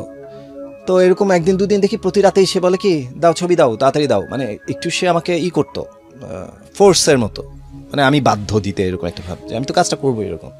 আমি যে ভাইয়া আপনি এইভাবে করে বলছেন, দিচ্ছি, আমি একটু ফ্রি হয়ে বলছি না এখনই দাও। তো এভাবে করে তারা আমি একজন ছবি দিতাম, আর সে বলতো যে আমি সে এত আপত্তিকর কথাগুলো উচ্চারণ করতে চাই না, সে অনেক রকম বলতো। একটা সময় গিয়ে সে সামটাইমস সে দেখলাম যে সে আমাকেও বাজে কথা বলা শুরু করলো। বাজে ইঙ্গিত করা শুরু করলো, বাজিয়ে দেখতে চাইলো যে আমি আসলে রেসপন্স করি কিনা, ওকে, মানে আমি ওরকম কিনা। সে আমাকে রেসপন্স করার ট্রাই করলো, যে আমি সে আমাকে বোঝার চেষ্টা করলো, এগুলো সে করলো। তো একটা পর্যায়ে দেখলাম কি আমি না যন্ত্রণাগুলো, এই ধরনের কথাগুলো না নিতে পারতেছি না, এবং আমার বারবার মনে হতে থাকলো যে আসলে এই কাজটা আসলে আমার সাথে হবে না, কিন্তু শুধুই আমার টাইম ওয়েস্ট হচ্ছে, এবং আমাকে শুধুই মানে অনেক বেশি আমাকে মিসইউজ করা হচ্ছে, আমার থেকে টাইম নেওয়া হচ্ছে। এই জিনিসটা আসলে কখনোই কাজটা হবে না আমাকে দিয়ে, আমার সাথে হবে না। কিন্তু আসলে এই কাজটার কোনো রকম কোনো সৃষ্টি করার কোনো রকম, এই জিনিসটা করার কোনো রকম কোনো প্ল্যান করেছিল কিনা আই এম নট শিওর, যে আসলে ওই টিভিসি বা ওই সবাইকে নিয়ে ওই ক্যাম্পেইনটা করবে কিনা। বাট সে এগুলো মডেল নিয়ে করতে টরতো, এবং সে প্রায়ই বলতো যে আমি তোমার স্কুলে আসবো, তো স্কুলে আসবো। তো আমি বললাম যে ভাইয়া আমার তো বাসার মধ্যে স্কুল, আপনি এত বড় একটা মানুষ, আমি একটু গুছিয়ে টুছিয়ে দেন আপনাকে একদিন ইনভাইট করবো, it's not the proper time, আমাকে একটু সময় দিন। তো এই গেল এই সেই। তো দেখলাম যে একটা সময় আমাকে এই উত্তক্ত করার ব্যাপারটা এক্সট্রিম লেভেলে চলে গেল। সেই ধরনের কথা বলতে পারে, সেই ধরনের অ্যাটিটিউড করতে পারে, আমার কোনো ধারণাই ছিল না। বুঝতে পেরেছেন? আমি এবং বলছি যে দেখুন, আমাকে আপনি বলেন, কোনো সমস্যা নেই, আমার স্টুডেন্টদেরকে নিয়ে আপনি কোনো বাজে কল্পনাও করবেন না, কারণ ওরা আমার কাছে, আমার প্রত্যেকটা টিচার বা স্কুলে প্রত্যেকটা টিচারের কাছে কিন্তু তাই স্টুডেন্টরা কিন্তু সন্তানের মতোই। সো আমি সেই জায়গাটা থেকে বারবার তাকে বুঝিয়েছি যে দেখেন, ওদের সম্পর্কে এই ধরনের বললে আমার একদম ভালো লাগে না শুনতে, আপনি বলবেন না। তো যখন দেখলাম যে আর পারছি না নিতে, আমি করলাম কি, তাকে ফেসবুকে ব্লক করে দিলাম। সেই ব্লক করাটা ছিল আমার জীবনের সবচেয়ে বড় কাল। After some period, after 10 to 11 months, একটা মেয়ের ফোন আসে যে ভাইয়া আমি এরকম আপনার কাছে গ্রুমিং করতে চাই, বাইরে থেকে আসছি, আপনার কাছে গ্রুমিং করতে চাই, আপনার কাছে ভর্তি হতে চাই।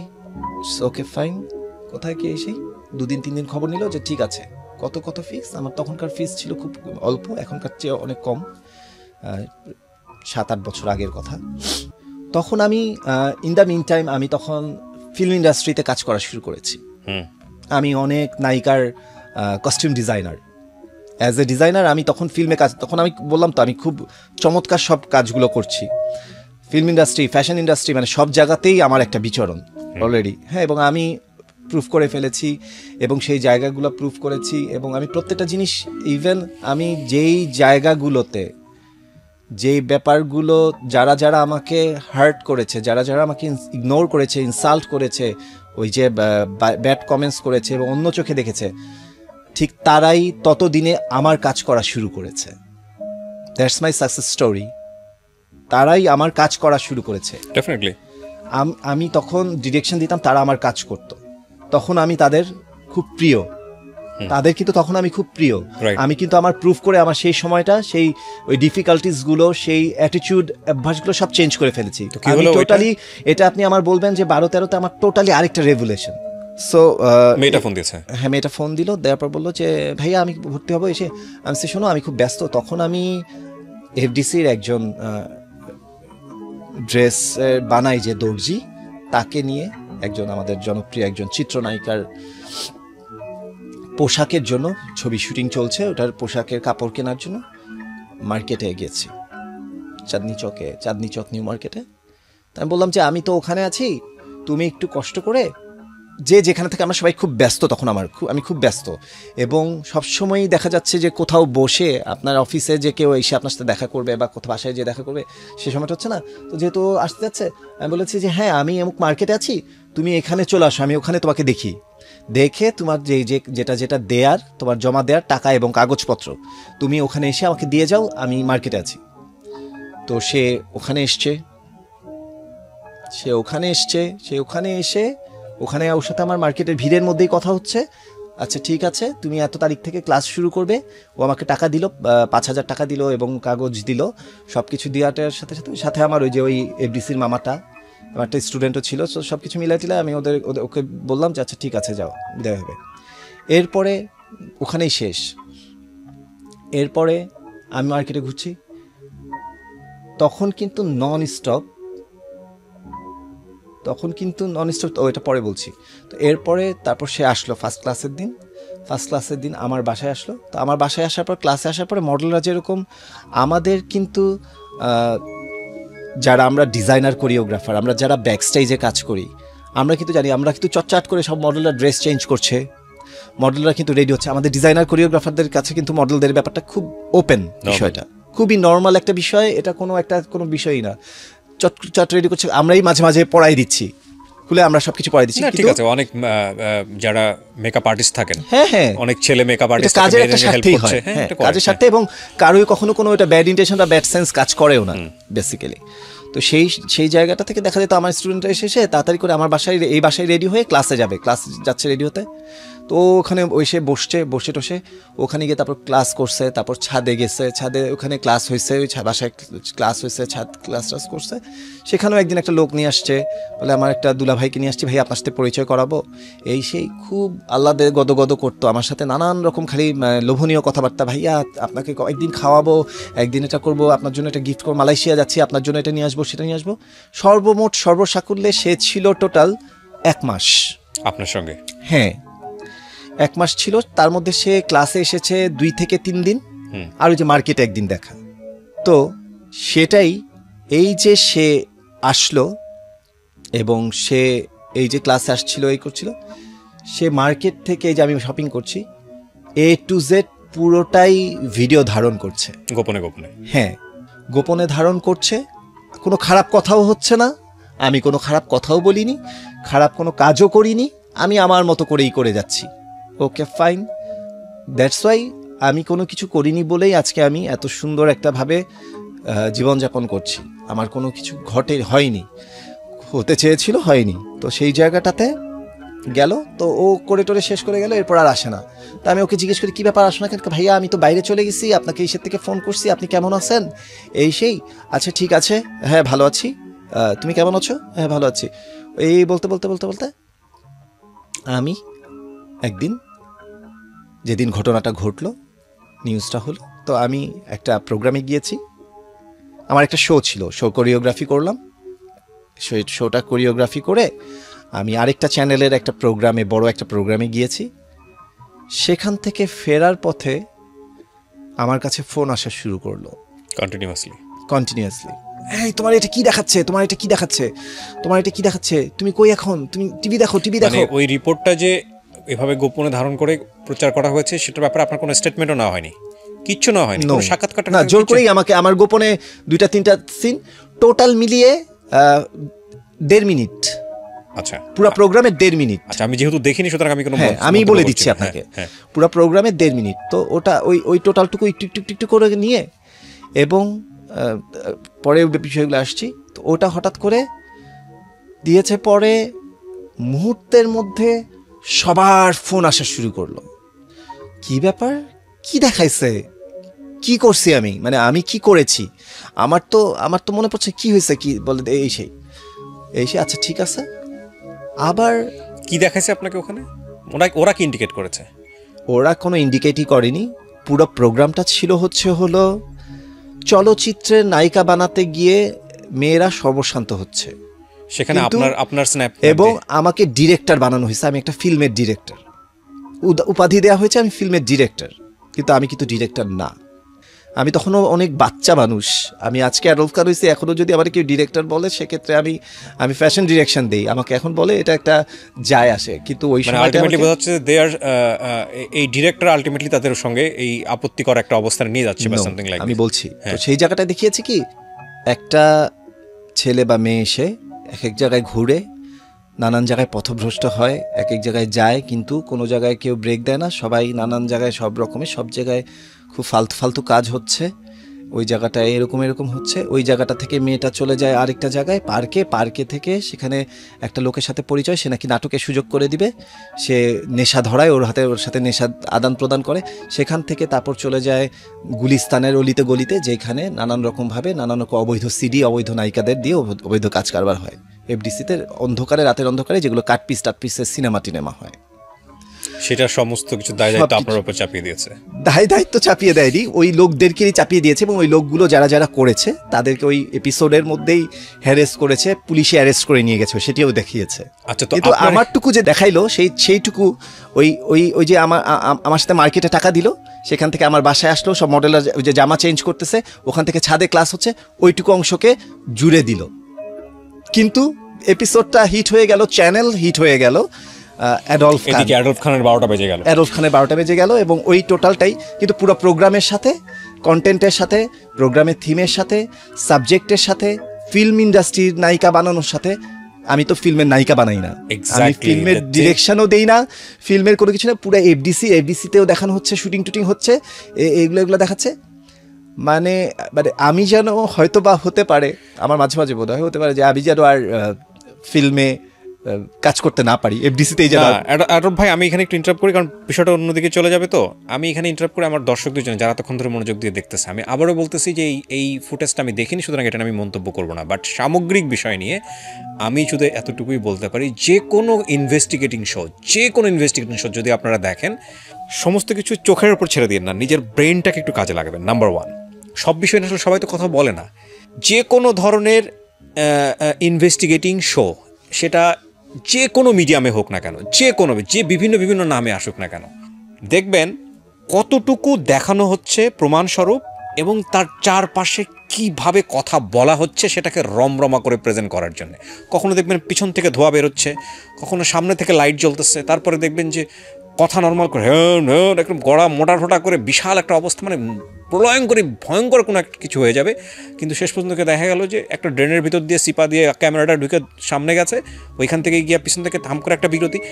মানে হবে কি, ঠান্ডা মাথায় কোনো একটা ঘটনাকে ম্যানিপুলেট করার একটা বিশাল সুযোগ থাকে। আমি রিপিট করতেছি যে ম্যানিপুলেশন হচ্ছে কি হচ্ছে না সেটা পরের বিষয়। সব এপিসোড যেরকম একদম আখাস্তা টাইপের হয় ঠিক তা না, কিছু এপিসোড অসাধারণ হয়।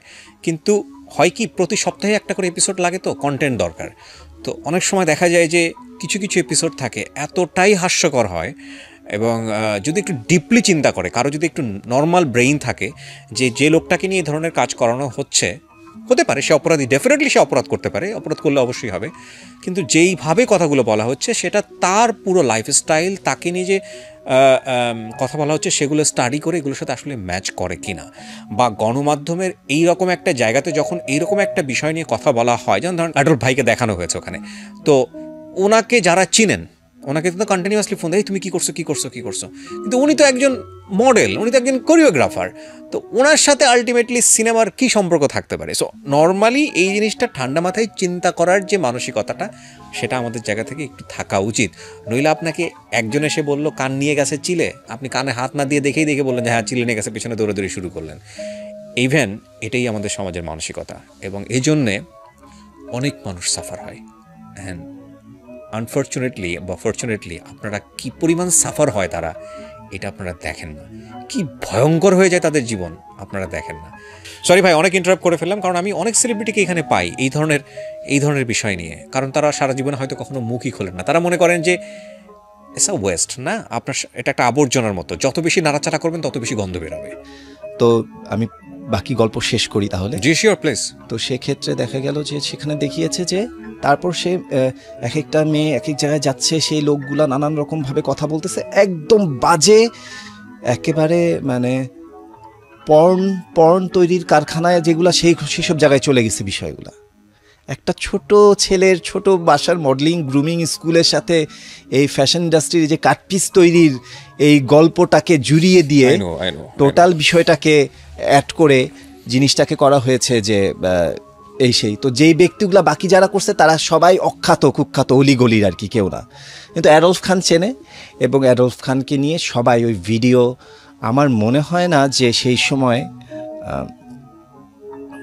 কেউ কাউকে লিঙ্ক শেয়ার দেয়নি, সবাই দেখেছে। এবং আমার রিলেটেড প্রত্যেকটা মানুষ এত সাফার করেছে, আমার পরিবার, আমার স্টুডেন্টরা। এটা ভয়ঙ্কর, একটা মানুষকে মেরে ফেলার চাইতে বড় ধরনের crime. And the thing is that সংবাদ মাধ্যম যাদের হাতে থাকে, এই গণমাধ্যম, এটা উইপনের চাইতে অনেক শক্তিশালী, মানে ভয়ঙ্কর রকমের শক্তিশালী। আপনি দেখবেন যে এটা আমি আবারও বলছি যে it is true or not, I don't know. যিনি যে ভদ্রলোক রিপোর্ট করেছেন তিনি যে ভালো সত্য রিপোর্ট করেননি বা মিথ্যা রিপোর্ট করেনি, আমি তাকে নিয়ে কোনো কোশ্চেনই করতে চাচ্ছি না। বাট আমি এটা বলতে চাচ্ছি, মানে অ্যাডলফ ভাই এই কাজটা করেছেন কিনা তাও আমি শিওর না, বাট আমি এটা বিশ্বাস করি যে যা রিপোর্ট হয় একেবারে টেলিভিশন বলেন বা অন্যান্য মাধ্যমে শতভাগ সঠিক পারফেক্ট ওয়েতে হচ্ছে, এটা আমি বিশ্বাস করি না, ডেফিনেটলি করি না। এটা আমি আমার 14 বছরের মিডিয়া ইন্ডাস্ট্রিতে কাজের, রেডিও টেলিভিশন বা অন্যান্য মাধ্যমে কাজের অভিজ্ঞতার জায়গাটা থেকে বললাম, এটা আমার ব্যক্তিগত অপিনিয়ন। ডেফিনেটলি 100% ট্রু রিপোর্ট হয় না। বাক্য শব্দের একটু এদিক ওদিক হয়ে কোনো ঘটনার কোথায় চলে যায় বর্ণনা, কোথায় ইঙ্গিত করে, ইটস রিয়েলি আনথিঙ্কেবল। এবং সোশ্যাল লাইফে কত ভয়ানক রকমের চেঞ্জ আসে, ঘরের মধ্যে কি পরিমাণ চেঞ্জ আসে, মানে এটা ভয়ঙ্কর মরণাস্ত্র। যে ইউজ করে তার যদি আমি চিন্তা করে করা উচিত। যদি আমি এই টাইপের কোনো রকম কোনো কিছুর সাথে ওই জায়গাটাতে কাজের থাকতাম বা ওই জায়গাটাগুলোর সাথে আমি রিলেটেড থাকতাম, যে আমি জিনিসগুলো করছি, আমার এই গল্পের সাথে, আমার এই জার্নির সাথে ওই জার্নির কোনো সম্পৃক্ততাই নেই, কোনো গল্পের কোনো কিছুই নেই, শুধু আমার এই সেই পুরনো সেই ইনসাল্টের যে ব্লক করে দিয়েছি সেটার যদি খেসারত আমাকে এটা দিতে হয় যে একটা মানুষ, একটা সচেতন একজন রিপোর্টার, সে একটা মেয়েকে হায়ার করবে আমার জন্য এবং সে আমার জন্য একটা চ্যানেলকে হায়ার করবে, সেই চ্যানেল থেকে ক্যামেরা পাঠাবে। আপনারা খুব ভালো করেই জানেন যে দিনের জন্য একটা স্টুডিওর ক্যামেরা বা লাইটে কি পরিমাণ খরচ। সেখানে একটা ছেলের, একটা মানুষ, আমি একটা ছেলে বাইরে যাচ্ছি, বাইরে ঘুরছি, শপিং মলে যাচ্ছি, আমি একটা বাইরে ক্লাস নিচ্ছি, আমি আমার বাসায় কি করছি, আমার জন্য প্রতিদিন ক্যামেরা পাঠানো, গাড়িটা সাথে সাথে করে ঘুরছে, মুভ করছে, অনেক ব্যয়সাধ্য এবং অনেক অনেক ব্যয়বহুল একটা বিষয়। সো আমি জানি না যে আমি কোন মাপের সেলিব্রিটি। আমার ধারণা এটা হলো খুব সেলিব্রিটিদের জন্য, তাদের লাইফস্টাইল গোপনে ধারণ করে, হয় পলিটিক্যাল লিডারদের। হ্যাঁ, তো আমি কে ছিলাম? আমি তো কোনো কিছু ছিলাম না, তারাই তো আমাকে বানায় দিল। তো সেই সময়টাতেই আমি ফার্স্ট টাইম ফিল করলাম যে আমি আর আসলে সাধারণ মানুষ নেই। আমার চলার পথে আমার প্রত্যেকটা শপিং থেকে শুরু করে আমি কার সাথে ভর্তি নিচ্ছি, কোথায় কি করছি, একটা টিভি চ্যানেল যদি সেটা দিয়ে প্রমোট হয়ে হিট হয়ে যেতে পারে, তার মানে হচ্ছিল আই এম দ্য সামথিং। আমি এটা পজিটিভলি নিয়েছি। আমি কোনো বড় গলায় কথা বলছি না, এটা আমার কোনো অহংকারীমূলক কথা নয়, এটা আমার কনফিডেন্স, বিকজ ঘটনাটা তাই ঘটেছে, তারা আমাকে ইউজ করেছে। আপনি অবাক হলেও শুনবেন যে আমরা যেটা গুগলে সবচেয়ে বেশি টাইপ করি সেটাই কিন্তু আসে। সাপোজ আপনি যদি লিখেন হুমায়ুন আহমেদ, আসবে হুমায়ুন আহমেদের নাটক, হুমায়ুন আহমেদের গল্প, হুমায়ুন আহমেদের উপন্যাস, হুমায়ুন আহমেদের বায়োগ্রাফি, এরকম কিছু তো প্রত্যেকটা জিনিস সিনোনিমসগুলো চলে আসে, রাইট? তো অ্যাডলফ খান একটা তখনকার একটা ফ্যাশন। আমি যদি সিনেমার নায়ক নায়িকা হতাম, আমি যদি নাটকের কোনো আর্টিস্ট হতাম, তাদেরকে খুব ভালো করে চেনে। আমাদের এখানে অনেক মডেল কাজ করে, মডেলদের কতজনকে চেনে, একটা কোরিওগ্রাফারকে চেনে। এখন এসে জায়গাটা বড় হয়েছে, এখন অনেকে চেনে। সেই সময় কিন্তু এত এই ফ্যাশন ইন্ডাস্ট্রির এত ডেভেলপমেন্ট ছিল না, এত প্রকাশ ছিল না, ফেসবুক সোশ্যাল মিডিয়া এত স্ট্রং ছিল না যে সবাইকে খুব তাড়াতাড়ি চিনতে পারে। হ্যাঁ, তো কেন বলছিলেন এটা সার্চ করা? সেখানে অ্যাডলফ খানকে মানুষ লিখবে যে অ্যাডলফ খান ইন্টারভিউ, অ্যাডলফ খান এখন আসে, এত মানুষ টাইপ করেছে, অ্যাডলফ খান টাইপ করলেই চলে আসতো Adolf Khan scandal. That means আপনি বুঝে নিন যে কতগুলা মানুষ সেটা টাইপ করে খুঁজেছে সেই ভিডিওটা দেখার জন্য, যে কোথায় পাবে। অ্যাডলফ খান স্ক্যান্ডাল দেখার জন্য যদি এত মানুষের আগ্রহ থেকে থাকতে পারে, তাহলে আমি আসলে কে বা কি? দ্যাট টাইম আমি রিয়েলাইজ করলাম হোয়াট এভার ইট ইজ, যা ঘটেছে আমার লাইফে। সো আমি সাফারগুলো বলবো, তো যা ঘটেছে এটা হচ্ছিল আমার জন্য পজিটিভলি নিতে হবে। কারণ একদিক দিয়ে আজও যদি তার সাথে আমার দেখা হয়, তার সাথে আমি সুব্যবহার করব, সদ্ব্যবহার করব, সালামও দিব এবং তাকে বুকে জড়িয়ে বলবো যে আপনি আমার জীবন একটা বড় উপকার করেছেন। আমি 13 বছরে আমি যা করেও হয়তো বা এত মানুষকে পরিচিতি এনে দিতে পারতাম না, আমার আরো অনেক কষ্ট হয়ে যেত। আপনি আমার সেই কষ্টটাকে অর্ধেক করে দিয়েছেন। বাট নেগেটিভ পরিচিতিটা কি আসলে ব্লেজিং? না, আমি ব্লেজিং বলবো না। কেন ব্লেজিং বলবো না? কারণ আলটিমেটলি একটা সময় গিয়ে মানুষ বুঝে ফেলেছে যে আসলে এটা তো কিছু নাই। অনেক সময় আছে না যে আমরা অনেক লিঙ্ক দেখে নিউজে বারবার ঢোকার পরে দেখেন। এই জন্যই বলি সহজ হিসাব, একটা হ্যাঁ। ক্রাইম রিপোর্ট বা যে কোনো একটা কিছু অন্তত 3 বার দেখবেন। হ্যাঁ। 3 বার দেখে নিজের ব্রেনটাকে ইউজ করবেন যে আসলে এটা কি তো রং অনেক চং সময় বেশি আমরা দেওয়া হলো দেখি না নাকি যে অমুক ঘটনা। শিল্পী আর নেই বা অমুকে বিয়ে করলেন, কিন্তু লিঙ্কে দেখা গেল সে আসলে নাটকে বিয়ে করেছে। সো সেই সময়টা দেখা গেছে কি যে আমি বলবো যে পরে যখন মানুষ জেনেছে এবং পুরোটা দেখেছে, বারবার দেখেছে, তারাই আবার বলেছে যে আচ্ছা এই জায়গায় তো তোমার কিচ্ছু নাই, মানে তারা ইন্টারেস্টিং গসিপিং মানে চুলকানিমূলক কিছু পায়নি। সো তখন তারা খুব হতাশ হয়ে গেছে যে এই জায়গায় তো আসলে কিছু নাই, তাহলে এখানে অ্যাডলফ কেন ওরা করছে ওইটা এফডিসির ভিতরে কি কি হয়, কিভাবে রাতের অন্ধকারে শুটিং হয় সেইগুলোও দেখিয়েছে। শুটিং হয়, তারপর নায়িকারা কি করে, নায়িকাদেরকে যে কি বলে মেয়েদেরকে কোন কোন সিডি ছেড়ে দেয় এনকারেজ করার জন্য, হিউলেট করার জন্য কোন কোন সিডি ছেড়ে দেয়, বাজে সিডি ছেড়ে দেয়।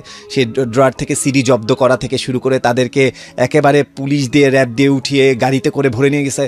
আমার প্রশ্ন ছিল, তাহলে আপনাকে ধরলো না কেন? আমার প্রশ্ন ছিল, আমার তো তুমি বাসায় আসছো, হ্যাঁ তো আমাকে ধরে আমার না এই কেন? বাসায় আসছো, ছাদে গেছো, মার্কেটে গেছো, এত কিছু করতেছো, কোনো একটা ক্রাইম কি পাও নাই কেন? তাহলে আমাকে কেন অ্যারেস্ট করলো না কেউ? আমাকে কেন সমাজের কাছে হেয় করলো না? আমাকে ধ্বংস করে দিত। এই যে যারা দেখেছেন তারা কি একটু চিন্তা করেছেন এই বিষয়ে? করেন নাই। আমাকে কেন ওই জায়গাটা স্কিপ করে দিল? আমাকে আমার 1.5 মিনিট পর কেন আমার কোনো কিছু নেই? তাহলে আমার যে শুরুটা করলো, আমার ফিনিশিংটা কোথায়? মানে আমার অপকর্মের একটা ফিনিশিং তো থাকবে। একটা প্রত্যেকটা অপরাধের শুরু যেমন আছে, গল্প আছে, আবার শেষ আছে, তার পরিণতিটা কি? আমার কেন কোনো পরিণতি দেখালো না? সেটার শাস্তি কি আমি এত বড় শাস্তি পাবার যোগ্য?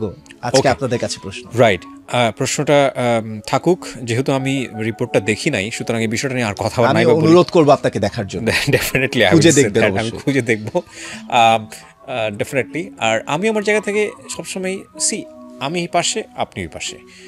এখানে সমাজের যেই মানুষটাই আসুক না কেন, আমি সবসময় অ্যাজ এ লিসনার হিসেবে, অ্যাজ এ প্রেজেন্টার হিসেবে সবসময় আমি যে জিনিসটা মাথায় রেখে অনুষ্ঠানটা করি, নো হিউম্যান বিং এখানে যেই আসুক না কেন ভুল শুদ্ধ মিলিয়ে মানুষ। আমি সবসময় এটা বিলিভ করি। আমি বিশ্বাস করি মানুষ মাত্রই ভুল। মানুষ মাত্রই ভুল আছে, মানুষ মাত্রই অপরাধ আছে। কিছু অপরাধ হয়তো ফ্ল্যাশ আউট হয়, কিছু অপরাধ হয়তো ফ্ল্যাশ আউট হয় না। So, এই ঘটনার পর আমার আমি সবচেয়ে বড় আমার লাভবান হয়েছে, আপনি বললেন না যে আমি কাছের দূরের মানুষ চিনতে পেরেছি। সেই সময় আমার কাছ থেকে অনেক মানুষ সরে গেছে, যারা সাথে ছিল সারাক্ষণ আমাকে খুব কাজ করছিল, এই করছিল, সেই করছিল, তারা আলটিমেটলি সরে গেছে। কেউ কেউ ফেসবুকে ব্লক করে দিয়েছে। অ্যাডলফ সমাজ বিবর্জিত, অ্যাডলফ সমাজ বহির্ভূত, অ্যাডলফের সাথে আর মেশা যাবে না, অ্যাডলফ এই করছে সেই করছে, কেউ না দেখলেও তার সাথে গল্প। তারা সরে গেছে, তারা অনেক কি হয়ে গেছে, এবং অনেকেই অনেক রকম। আমি আমার আত্মীয়দের মধ্যে থেকেও দেখেছি যে তাদের অনেক রকম উল্টা রিয়াকশন। আমার সহকর্মী, যারা মিডিয়ার সহকর্মী, তাদের মধ্যেও দেখেছি উল্টা রিয়াকশন। অনেকে আমি খুব করে বলতে পারবো না যে আমি সেই সময়টায় 2-1 আমাকে দিয়েছে, মেন্টাল সাপোর্ট দিয়েছে, বাকি সবাই আমার সাথে খুবই বৈরী আচরণ করেছে। এবং একটা সময় গিয়ে আমার মনে হয়েছে যে আসলে আমাকে এইভাবে করে না, আমার আসলে যেটা হয়ে গেছে, আমার তো আসলে এখন মানুষ বুঝতে পারবে, সময়ের হাতেই ছেড়ে দেই। আমি আল্লাহকে বিশ্বাস করি এবং আমি জানি যে যদি আমি সঠিক থাকি এবং আমার যদি কোনো রকম কোনো ভুল না থেকে থাকে, যেহেতু আমার দ্বারা জীবনে কোনো রকম আমি বলেছি যে আমি কিভাবে মানুষ হয়েছি, আমার দ্বারা কিন্তু একটা ভুল বা আমার দ্বারা কিন্তু একটা অপরাধ, যে ছেলেটা প্রেম করতেও মনে করে, যেটা মাকে বলতে হবে, যে ছেলেটা জীবনে একটা স্মোক করেনি, যে একটা মিডিয়া পার্সন হয়ে কখনো সে ড্রিঙ্কস করেনি, যে কোনো একটা বাজে কাজ করেনি, যে কোনো আজ পর্যন্ত কোনো একটা মডেলকে এক্সপ্লয়েট করেনি, সো তার দ্বারা এই ধরনের কাজ হয়নি, পূর্বে হবেও না। সো এটা বুঝাতে বা এটা বুঝে নিতে মানুষ নিজেই অটোমেটিক বুঝে ফেলেছে। এবং আমার একদিক দিয়ে লাভ হয়েছে যে আমার পরিচিতি বেড়েছে এবং আমার কাজের আগ্রহ বেড়েছে, জিদ বেড়েছে, এবং আমি আপন পর মানুষগুলোকে চিনতে পেরেছি। অ্যাডলফের সাথে অ্যাডলফ বিতর্কিত, অ্যাডলফ সমালোচিত, অ্যাডলফের সাথে এটা আছে সেটা আছে, সো এটা হতে দেয়নি। কেউ স্কুলে ভর্তি হতে চেয়েছে, ভর্তি হওয়ার সময় বাধা দিয়েছে যে ওর কাছে ভর্তি হো না, ও কিন্তু বিপজ্জনক। আমাকে বিপজ্জনক বলে সাব্যস্ত করা হয়েছে। সেফ না, বাচ্চা পাঠানো যাবে না। হ্যাঁ, তারপর মানে অনেক রকম ভাবে কারোর সাথে মিশতে গেছে। ও আচ্ছা, মানে যখনই যেখানে গিয়েছি প্রত্যেকটা ক্ষেত্রেই আমি হয়তো বসে আছি, একটা মহলে গিয়েছি, একটা অনুষ্ঠানে গিয়েছি, দেখি 2-4 জন কথা বলছে, কেউ আমার সাথে বসতে চাচ্ছে না। আমি সাকসেসফুলি বলবো আমি একজন সাকসেসফুল দেশের একজন কোরিওগ্রাফার, ডিজাইনার, মডেল, গ্রুমার। আমার স্কুল একটা এত এই যে আচ্ছা আরেকটা বিষয়, যদি সেই ঘটনা হতো এরপরে কিন্তু একটা স্কুল বন্ধ হয়ে যায়, একটা স্কুল কিন্তু বন্ধ হয়ে যায়, কিন্তু আজ 9 বছরে একদিনের জন্য আমার স্কুল বন্ধ হয়নি এবং আমার কাছে স্টুডেন্ট আসছে, ভর্তি হচ্ছে, শিখছে, কাজ করছে।